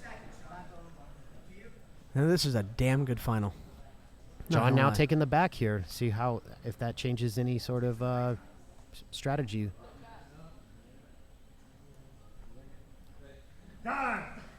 Almost about a minute and 30 seconds total ride time for John in overtime. Strong body lock here. Yeah, nearly. It's about an 80-second ride time so far for him. Calistan bearing down, doubling down on his squeeze and control of the position. His head is not moving. He's doubling down on that control. And so you see he's fallen to that overhook side. And so Ethan wants to get his head to the mat, but in doing so, he still doesn't escape the choke. Yeah, Calistan still got to get out of the body lock. Committed and tight to that squeezing position there. And it's paying off for him right here. Powerful control. Krellinson now starting to make a little bit of an angle. He's going to start trying to put his body weight up towards his head. If he can do that, but it's so hard to cut that angle with that body triangle locked on him. With those short legs of Calistan, that body triangle is ultra brutal. You can see Krellinson's ribs starting to expose there. So he's all in the guts. It's all bearing down on that diaphragm. And His on the head guts. hasn't moved at all. Now he's trying to get to the other side. We're over a minute now, so he's got good control. He's got that ride time down. Long ride here. This is not what Krellinson wants to And happen. taking the life out Ethan of your taking opponent. some big breaths here. Yeah. Yeah, that body triangle is just going to squeeze the life out of you. Yeah, it's a tough spot. And now he's bringing and crossing it over on the other side. The body triangle is now undone. Nice adjustment for Let's John. see. Now he opens the body changing to the triangle. arm. And he's out. About a minute and a half. 96, 97 seconds of ride time there. So John is up right now, going into the last opportunity for the overtime. How many minutes does he need to make up to win this? Let's see if we can do some quick math here. He's got 175 seconds. Okay. So we got 40, so 175 minus 40 to make it an even, right? So he's got to ride him for 135 seconds just to get it to a tie. He's got to sub him in under 135 seconds. So we've seen John create a lot of explosion and getting out of this body triangle. Interesting strategy for John electing to go to the back and having his longest ride time in that round. Yeah, that was interesting, right? Yeah. They're rolling out of bounds. Now, this will be interesting to see. I didn't get the timer started on that one. Great job, Brandon. You're fired. Well, this is such a great match. It's Well, definitely. They're still okay. I think we wouldn't know right now anyway. Yeah. Are they going to keep Are them they going? Are they rolling it still? Yes. Oh, they're going to take it off into the dirt. I appreciate that. Oh yeah, very much so. If the competitors are okay with it, then who cares? I think if they get a little further, they're going to have to reset. Yeah. Ooh, control If they the can just mouth. get back. Yeah, they need to reset. They're on the wall. They're on the wall. We got to take them back to the middle. Yeah, they need to reset. I'm interested to see how they deal with the time in this situation. Because what happened when they were off the mat? I don't know. Well, they ran into the wall, so I'm not sure what they're going to do with it. I think you should just let these guys go for another 20 minutes. I believe they're going to call it an escape then. All right, we have a new champion. 135-pound champ, And John Calistine is your 135-pound champion. With quite a performance. Teammates, and they did not close it out. Very fittingly, I mean, very, went after aware of each other's attacks. You would think that the rule set plays to the demise of the game, of their game. You got to see some you would hope to see some submissions, but in this time, it came down to ride time, came down to quickest escape time. Which is we barely saw that at all in this tournament, so I was entertained. Yeah, it's funny because the matches leading up to this one were all submission oriented, but the most exciting matchup going into the match was decided by ride time. So hats off to these guys. Very exciting matchups. Kyle Boehm is our 205 champion. We got John Calistine, the 135 champion. Guys, thank you for joining us today. We've been live at the Onnit Academy at 10 Planet Austin. If you've been tuning in, June 3rd, if you want to get your spot here at the Onnit Invitational 5, sign up for an advanced division at the Onnit World Open June 3rd. Remember that Jeremiah Vance is teaching a seminar here and leading all the classes in place of Curtis Hembroff all week long next week. Guys, it's been fun. Let's pull Calistine over here. Yeah. Let's talk to him. Calistine, come talk on the mic, brother. Come here, young man. Congratulations, brother. Yes. Congratulations. Beautiful Good job, man. Good job. Here, talking to this. Directly into it. Yeah. So like Hey, this. thank you. So, how'd you feel about your performance? I felt good, but there was still a lot of mistakes that I need to fix. One thing I focused a lot on was my overtime rounds because that's where I've struggled in the past. But I definitely got to work on, finishing better and quicker in regulation. Man, your ride time, once you switched and took the back for that last overtime, Yeah. I know that's your teammate, and so you guys get to train those positions together a lot. Did you feel like, look, if I need this ride time, I'll go to this back and I'll have it? For my body type, I usually can hold people. I knew that I could hold people for a pretty good amount of time in an armbar. So, and I usually get more finishes from an armbar than I do the back. Yeah, we were saying that. So I knew that if I held the armbar as long as I could and then tried to finish, I would rack up ride time and threaten the submission. And on the back, I knew that I would be able to hold it long enough the second I got a body triangle. You did a great job at neutralizing Ethan's control from the back. You exploded and got out really quickly. That was something that I worked on. Yeah, I was wondering a lot, if you were working on that. Yeah. Well, it paid off, bro. Back in armbar Your first escape was about 16 seconds, Yeah. and you got a ride of about 55 seconds in the first round. So that played into the psychology of the second and third round. Yeah. Well, You John, really looked good out there. congratulations It tonight. wasn't the finals that I wanted, wasn't the finish I wanted, but Kinda had a sorry, feeling next you time guys I'll do better. No disappointment on this side. Yeah, you put on a great Thank you, performance. guys. Where can Thank we you. see you next, John? I'm in the Zapatero at 145 first week of June 6th. All right, guys, What about, check that out. A little shout out for your social media or anything like that. Any sponsors? Oh yeah, shout out to where I train, Henzo Gracie, where I teach Pure Heart Fight Gym, Fight Academy, same thing. Pure Heart I Fight can call it Academy. whatever I want now. And Danny Maldonado, my resident small guy, and my sponsor Fuji, and Matt and Chris, my mom, my uncle, who came out and made the trip. And thank you to Ethan for the really tough match. Yeah, well, I appreciate it. Thank great you guys. performance, Thank man. you. Congratulations. Thank you, Enjoy all Curtis that and the money, Onnit man. Academy for having me. Thank Awesome you guys. job. Awesome I really job, John. appreciate it. Thank Yeah. you. Look forward to the next time, man. Thank you. A fierce competitor and a kind gentleman as well. Very Which is humble. nice. Very humble. Scholar and a saint, cunning linguist and a master debater. It was that young man performed tonight. I mean, he really Again, put it on. a junior in the DBS squad. Yeah, and they're my size, and I'm like, Yeah. I don't know if I want to do this Nah, anymore. I'm good. I want no part of Scary that. stuff. Joey, any shout outs for yourself there? Guys, if you want to tune into the Jiu Jitsu podcast, we record about twice a month. You can find us on iTunes and Stitcher. Check us out on iTunes. We got Instagram, we got Twitter, we got Facebook. Give us a like.